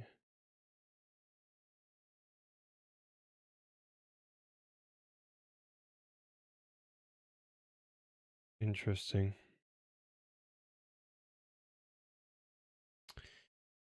Gonna launch overhead. Very small. It's not very small. Short-lived. Uses half the space available, which should improve occupancy and because where it wants. The issue, if your kernel's bottlenecked by something else like a shared memory. No, it's not that. Let's give it some more information. Like, it is a Ray Marcher.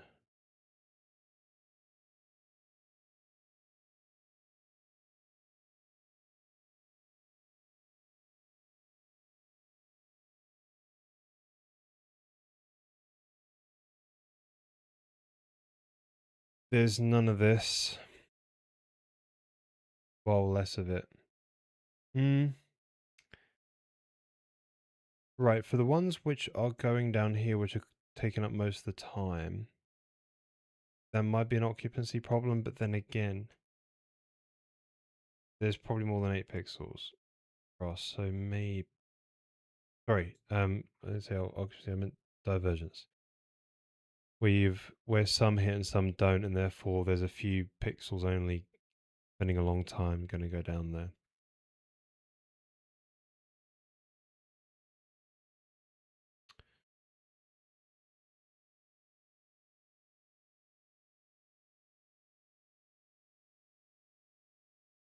Recipes, relative as be limited by other factors. No. Aha, this could be it. Because I was thinking that there might be that. So if you simply change variable type, but still calling standard functions like length and dot and sign, the compiler might be in certain hidden floats. Right. Mm-hmm. So we won't be able to see this unless we drop in a, one of those, like, what's the AMD shader debugger? We got one of these.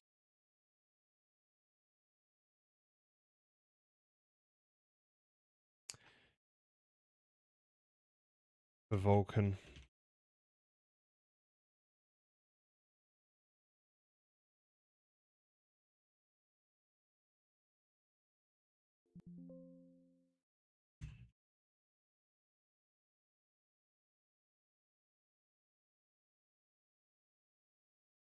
Disassembly.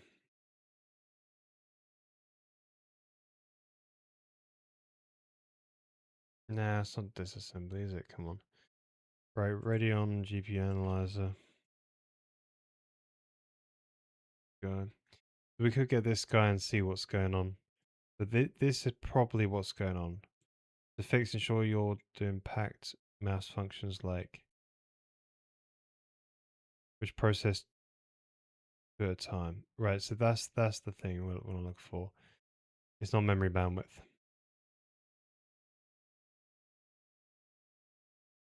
Hmm.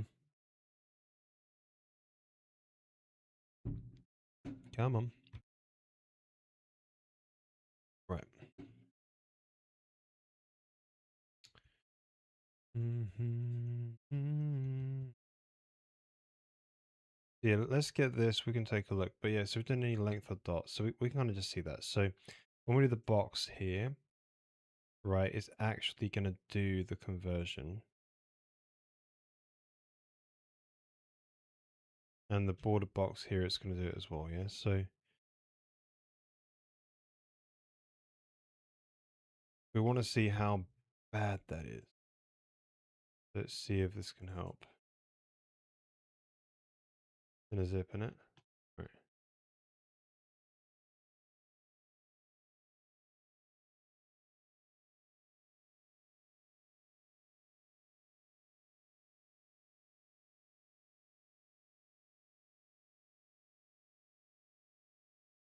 Right, hopefully it's not rocket science. Oh, it's not the profile of the analyzer.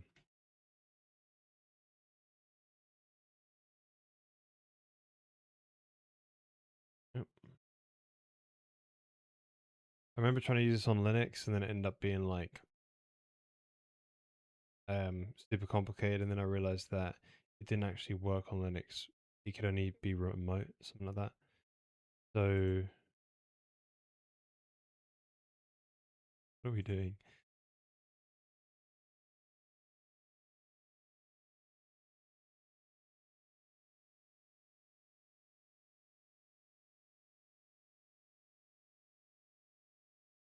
Right, so you're putting your pipeline state and then get it right. So could we just like get this from my running program? Yeah, so there's okay, so you got to manually build it, right? Fine.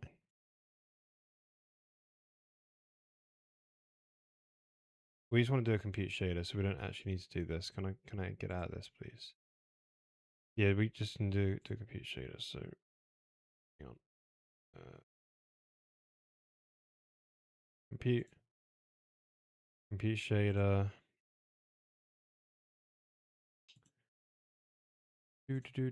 Do. The build shaders scene shade, right? One.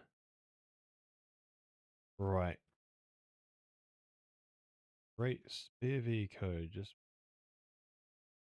I get something.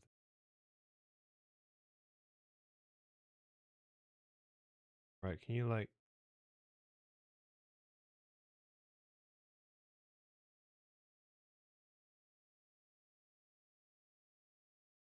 on a 7600 please.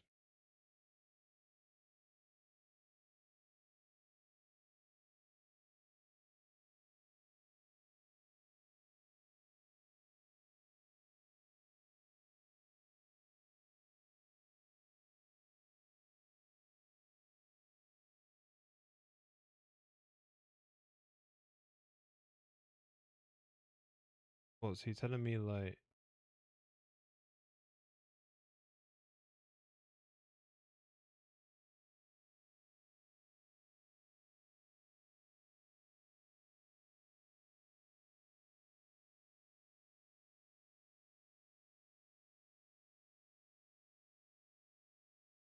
how can this even work? A build.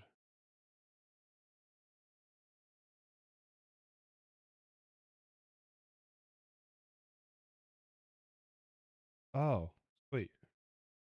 That's all done it, isn't it? Oh,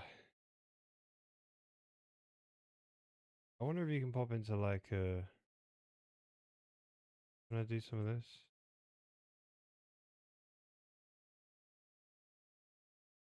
Can it like give me anything? You know?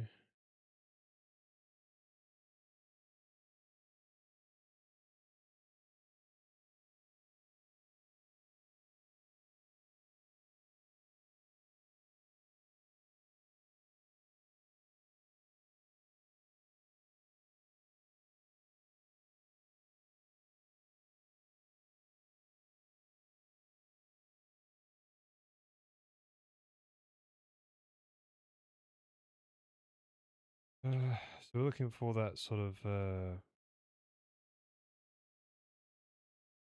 this guy getting like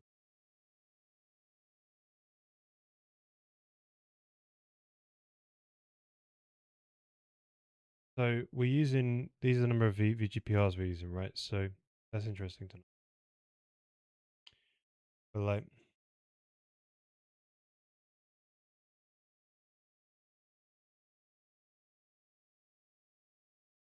can I search in here for something sensible, maybe like distance? You're just gonna get a whole line of this is all like the instructions, right? Not particularly helpful. We can look for like float 16 stuff, right? And maybe to convert float 16 to F32. We're seeing this, but it's very difficult to see if I don't think this is gonna be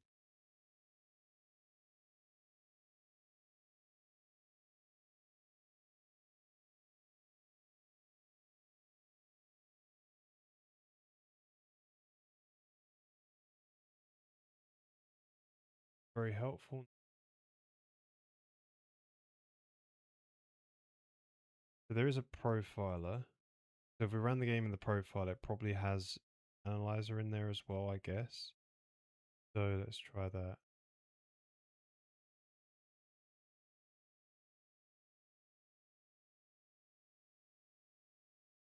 Oh, you can't capture it.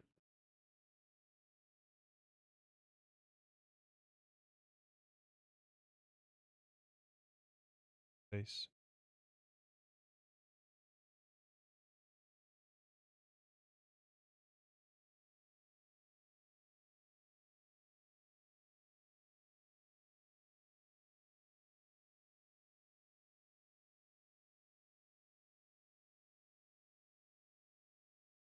There's a capture tab. Right, so the profile looks like some kind of like analyzer. This one. That's like rocket science. Go. Think primitive support disabled.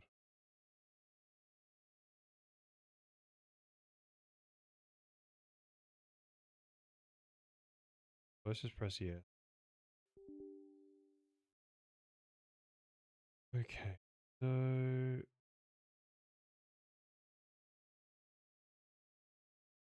interesting this game.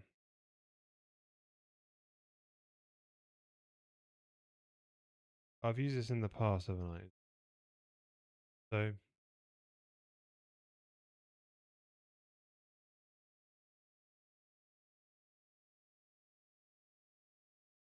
add a new application, we'll just call it game.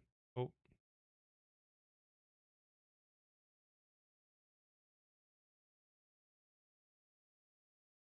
capture target. Let's boot up the game and see what happens.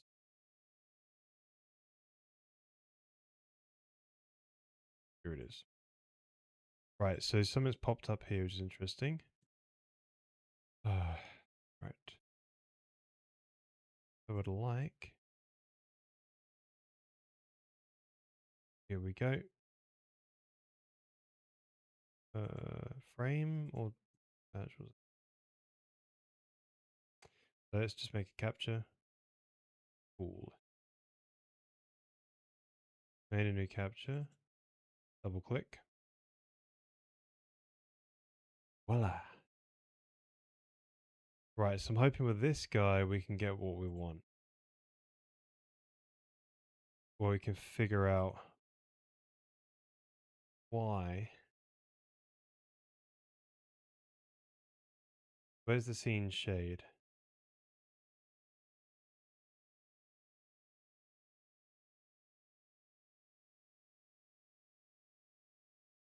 You know what?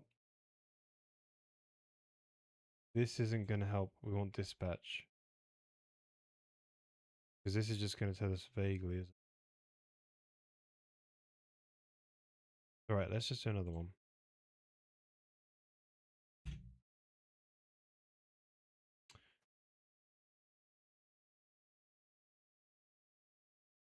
So we do dispatch instead, right? Let's try that. Yeah, it's got more data in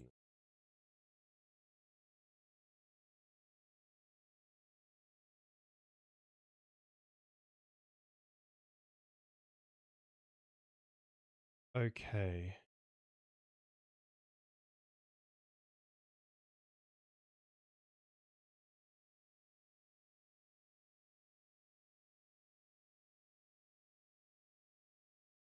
That one.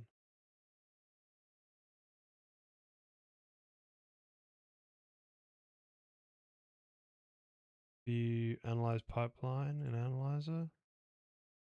That could be helpful, right? So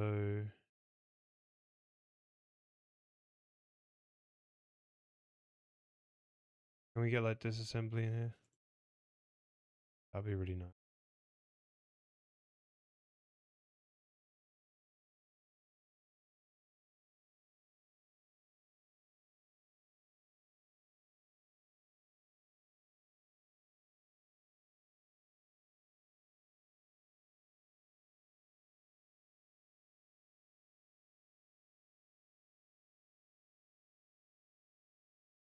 Mm,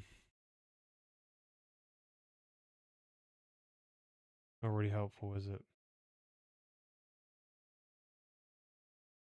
All right, I guess I'm just gonna roll back the float 16 stuff for now. We can look at it some other time. But at least we got our feet wet with it. There's something. Yeah. See, it's not even telling me my shaders.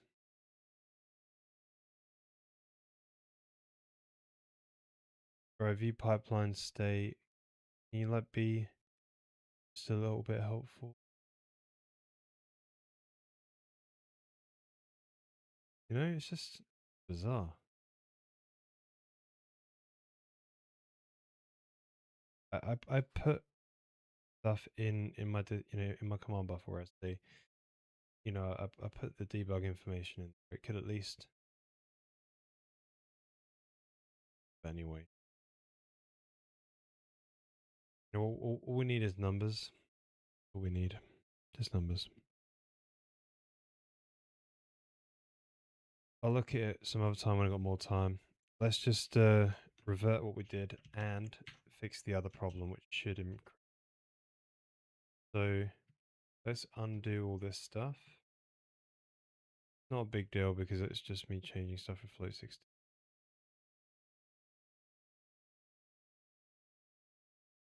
But we've at least got the extensions added, right? So that's kind of nice.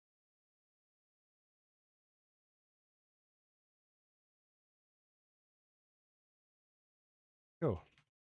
Right, let's just go back to this. Ta-da, we're back. Right, so the other problem we wanted to solve today, final one, is you see these bricks here, they're not snug up against the edge of the cube that they've been drawn in. Therefore, performance is probably not going to be as so. We want,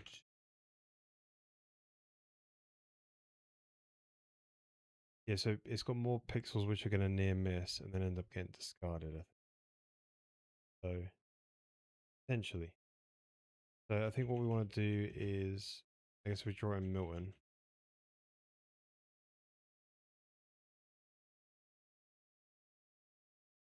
The basic idea is we have a,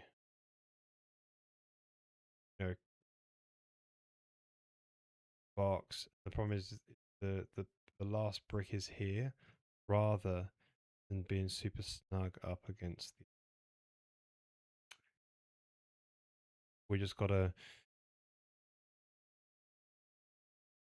massage the code such that that achieved.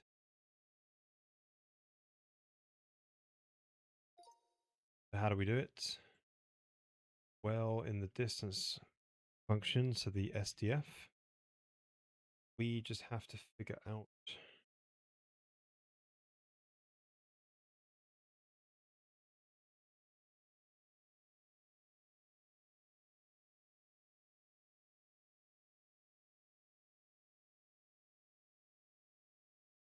So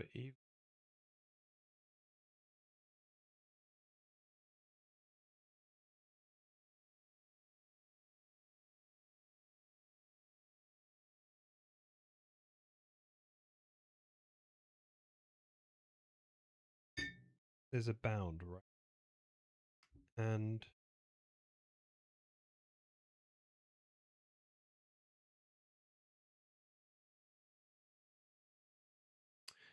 so if we add, yeah, I'm not sure we could make it.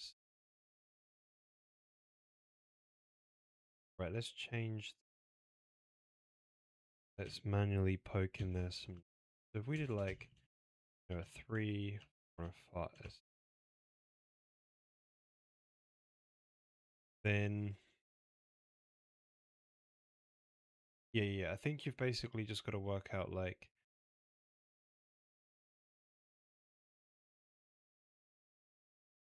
yeah, so given, so it's something to do with those brick count.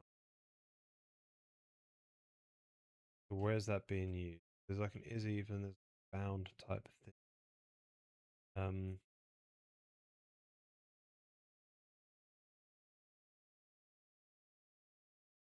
bound is working out where to clamp it. Then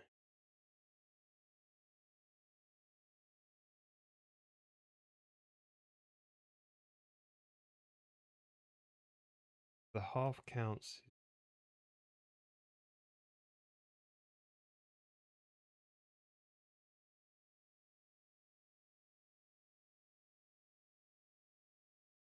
Get a brick.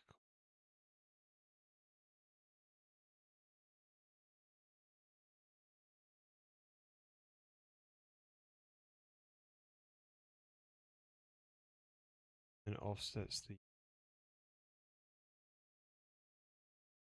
and then does a repeat. So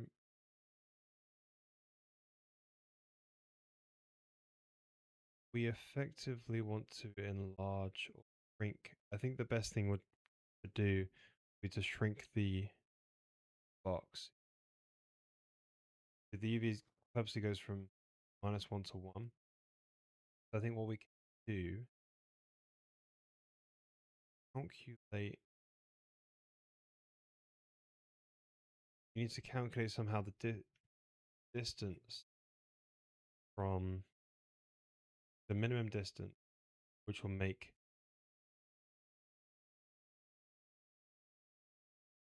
the minimum distance from each dimension, which will make one of them go up close.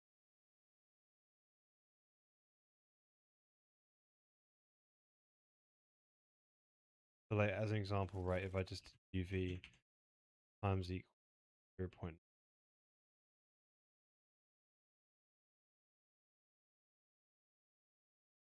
Bit too much, at 10%.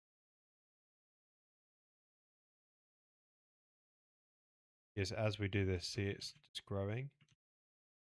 And that's basically what will get it closer. So shrink like that. So we just need to find the shrink factor. So given you have like, so brick spacing is effectively how do I go from one brick to the next. So given we can work out the brick. So brick spacing divided by brick count tells us how to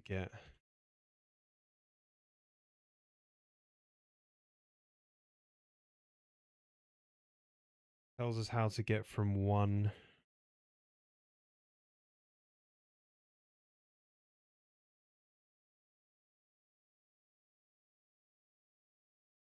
Yeah, I think we want to modify the UV outside of the distance.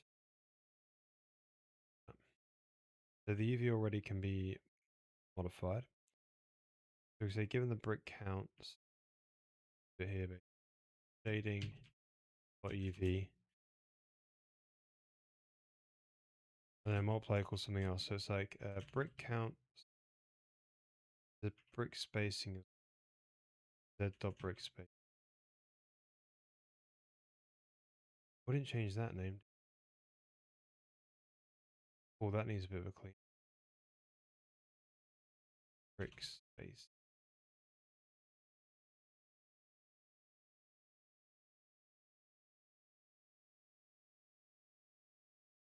Okay, so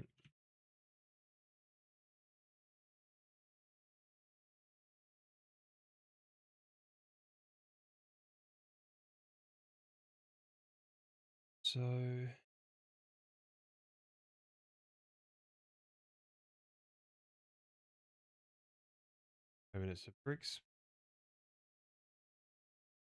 already based on the brick count, right? So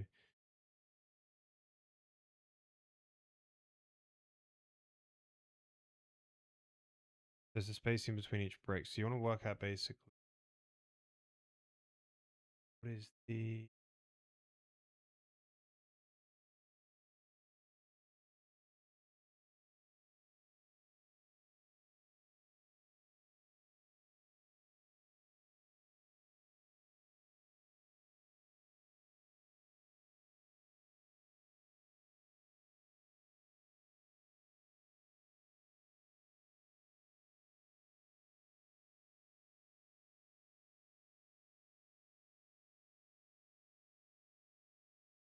You want to work out how many whole bricks you can fit in this area.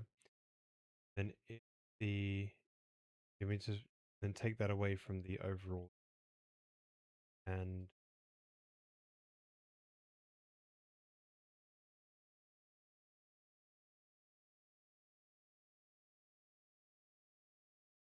then take the minimum of each dimension, that sort.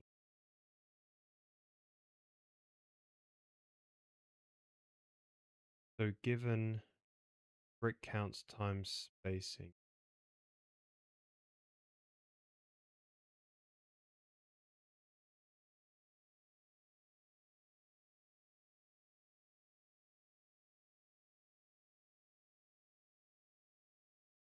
oh, actually, I know exactly what's going on. It's just border distance away.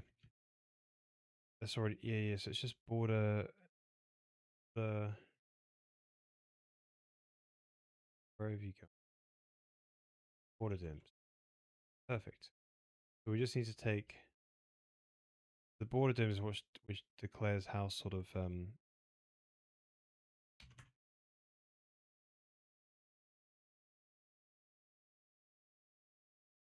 so,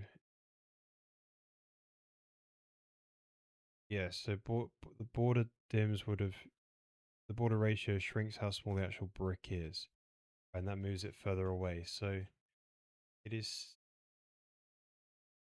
start of it would just be,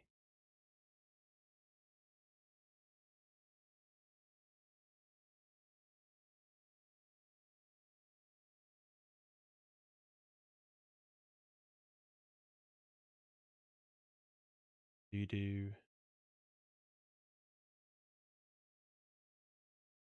don't know, let's just try it out.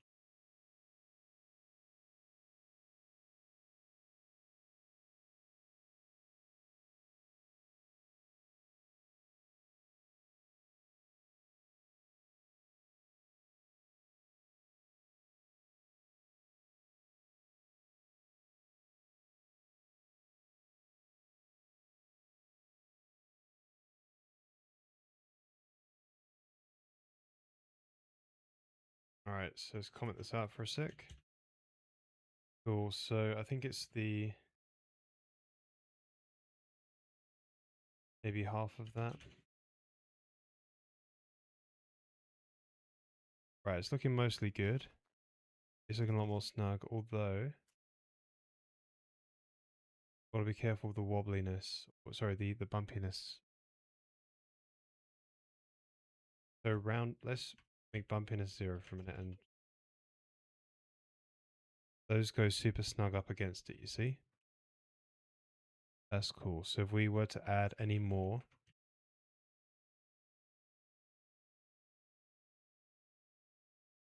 what's going on? Not reloading.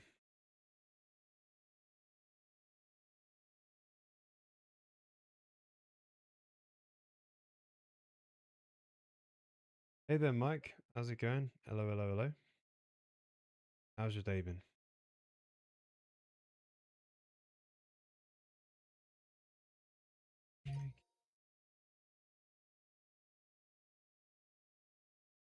Yeah, so as we change this, you see it's sort of being clipped out, so this is shrinking. So if we bring it down by 1, it's just a little border around here, you can see it, right? Cool. So we know it's perfect. Now, if we add some roundness, it's going to shrink.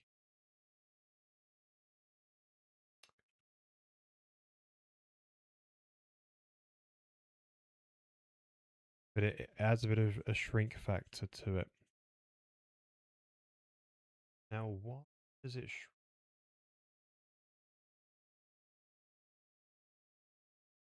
Oh, I think that's doing good. Working on the game with me. Nice, amazing thing. What sort of game are you working on?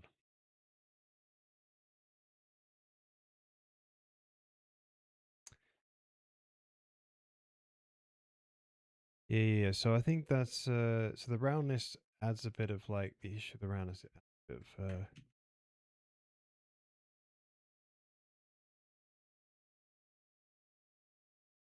What's my way of saying it? Adds the ability,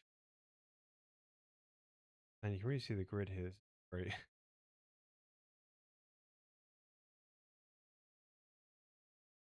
It adds a bit of leeway if you. Oh, horror. Okay, fair play. Right, so it kind of gets cut off there a bit. Right, you know what? I think it's okay. I think even the wobbliness is okay. This is good. So if we can say, the border, uh,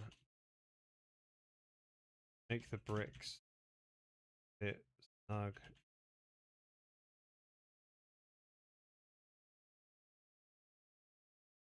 against the vault. Now, one thing we want to try is like non-uniform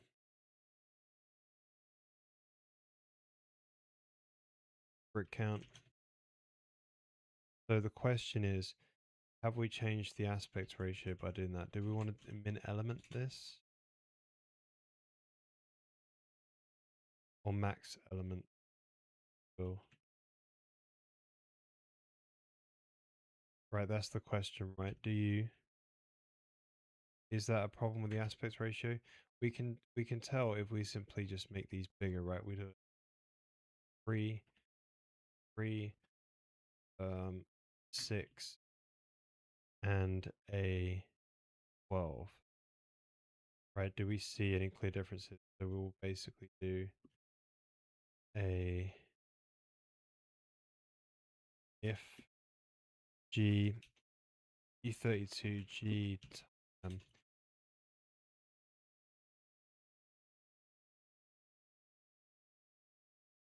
mod.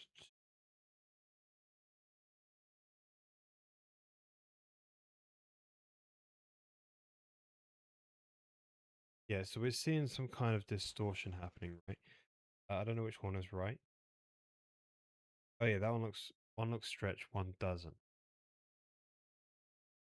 And we obviously don't want the stretching, right? Because that would be incorrect.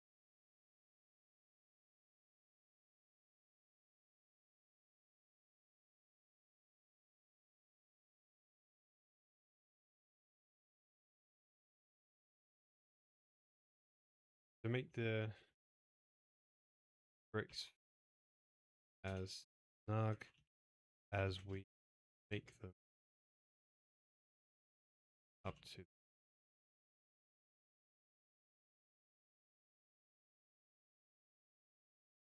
Sorry, as we can make them. Yeah. So I think we've got to do this max element best, but it will. Okay. Performance wise, how does this help us? Oh wow, that makes some difference, doesn't it? So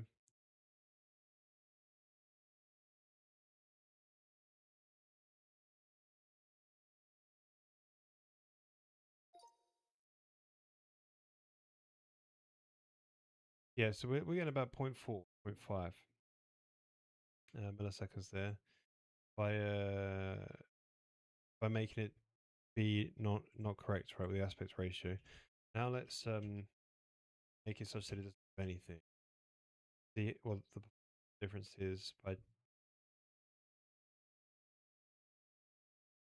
right, that was a big difference as well. So it's going from about a 1.85 to about 1.5. That's at least kind of like a 0.18. Not massive, but it's still noticeable.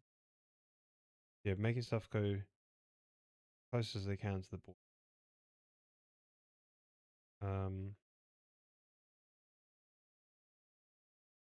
Well, I think we're seeing some.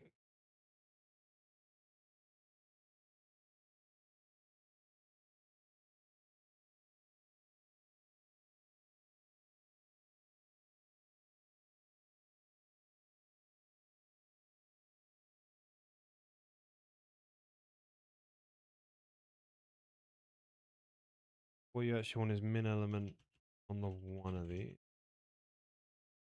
then do that. Lovely. Okay.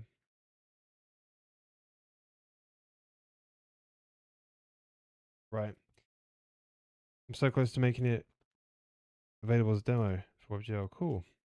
Do you know any streamers who might be able to review it? I'm not actually sure about any. Sorry about that. That's very cool. Awesome. How long have you been working on it for? Quite an amazing achievement. That's good. Yeah. So I think. Oh,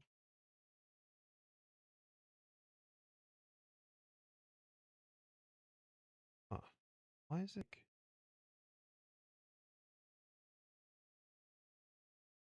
Why are we not hitting 2 milliseconds anymore? What do we do?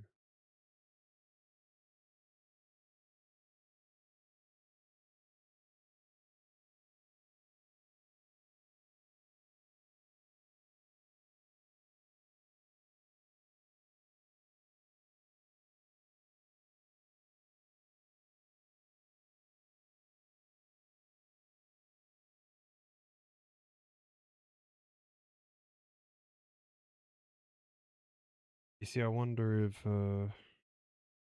it's about 1.7 now. It was about 2.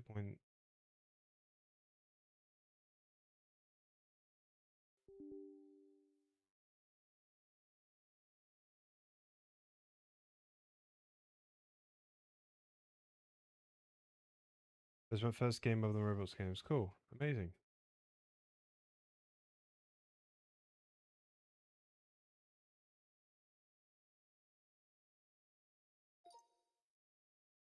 Yeah. That's much. No, it was about 2 milliseconds. So,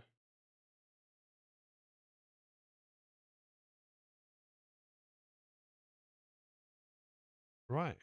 That actually had big savings. 2.4 milliseconds. Now we do this. 1.6. Okay. So that is a big help on the square one, especially. But the non-square ones, it doesn't do it as much.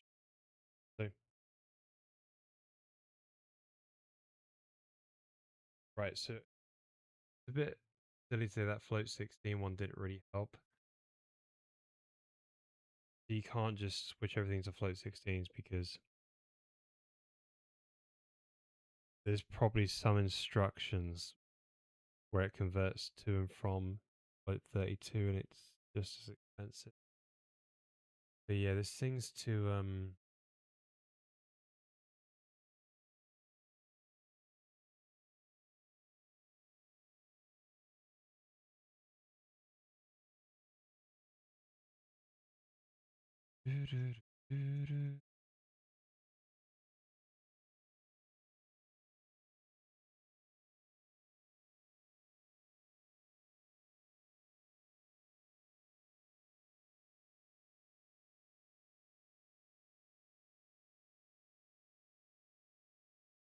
there's too many signs.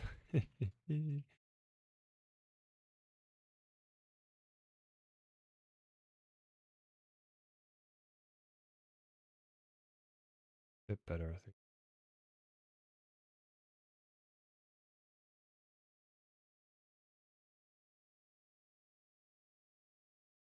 The bumpiness.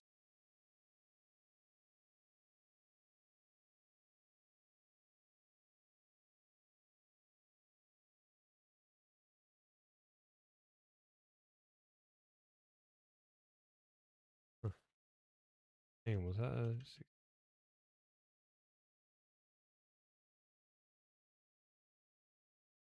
yeah,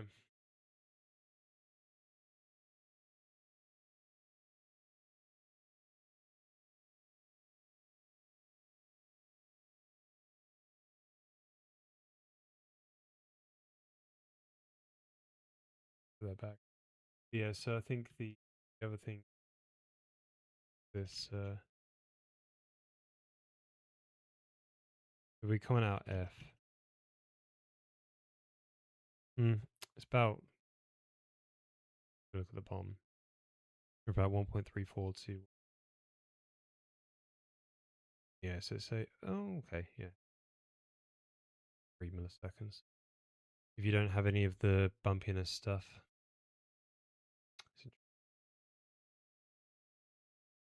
But yeah, so the next job is to see, can we make this go even faster? So I've already posted a proper link if you guys are interested. But effectively, the next problem we're going to solve, and we'll be solving this on Sunday. I'm not streaming tomorrow, birthday, but and we're basically just going to be solving this transparency problem and trying to make it as possible by effectively, yeah. So we need a few things, right? We need to render these meshes,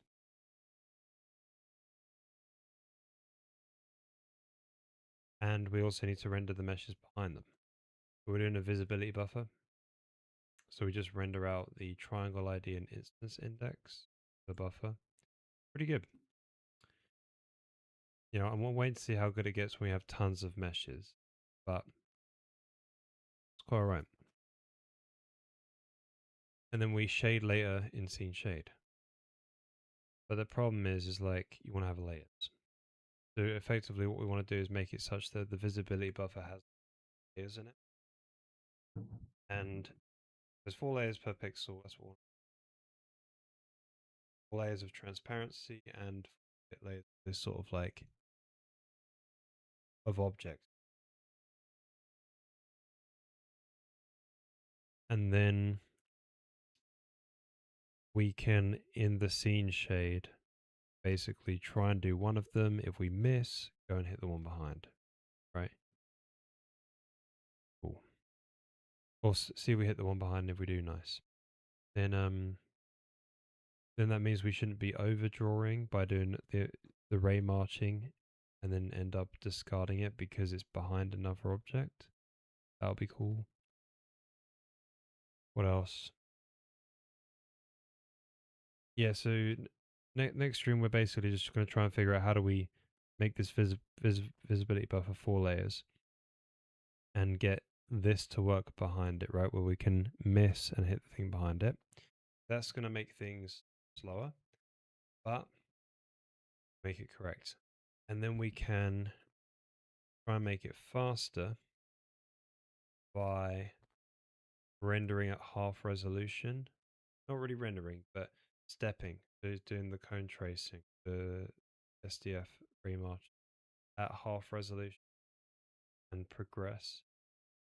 Doing less computation basically, and then do it like, well, sorry, probably do it at, start off an eighth, then a quarter, then a half, and then do it at full resolution. Maybe an eighth might not be a good idea, but I think it could be, depending on the resolution. Right, if it's 4K, doing an eighth ain't too bad. That should mean these ones which are these sort of grazing angles should be able to, steps will happen on less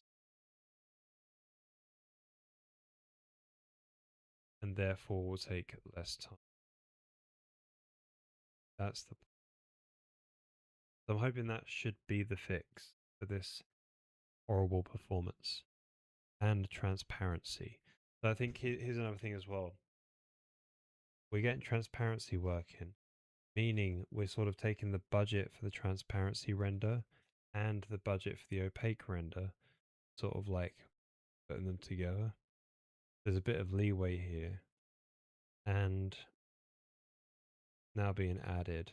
So it's the full material shade for like every object basically. No. Um so yeah, we should be able to have probably a bit more of a budget.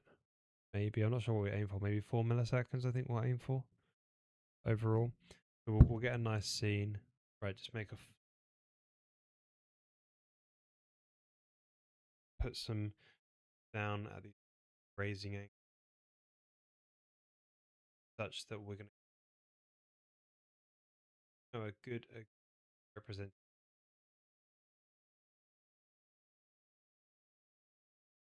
angles, if you will, stuff behind the other, and see if we can get it to work in 4 milliseconds at 1080p. Because this card I'm on is like a mid-tier card. RX 7600. There's the equivalent of a 3060. So we can get that working 1080p, 4 milliseconds. That will be, and then this means that all the other material shaders should just be at the same level of complexity as the brick shader is. And if we can get it lower, but we can be in the ray marches and stuff like that. But we're not really planning on ray marching on every material, right? It's only just the ones that really get or want it. Cool. Awesome. Right, so this will be next stream. We're hoping that this off. Maybe we'll start by doing the scene, right? Get the scene in place. And then cool. Right, so in the meantime, guys, you can follow the Discord channel and come join. If you want to support the stream and get the code to run the machine, you can support via Ko-Fi. Yeah, thank you for everyone who's supporting the channel. Appreciate you all. And thank you for everyone for coming by today. I hope you have a good weekend. I'm not streaming tomorrow as the schedule says, but I'll be on Sunday at 7:30 p.m.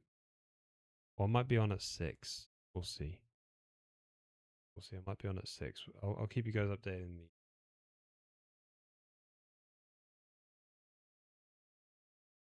right. Have a good night, everyone. Catch you later.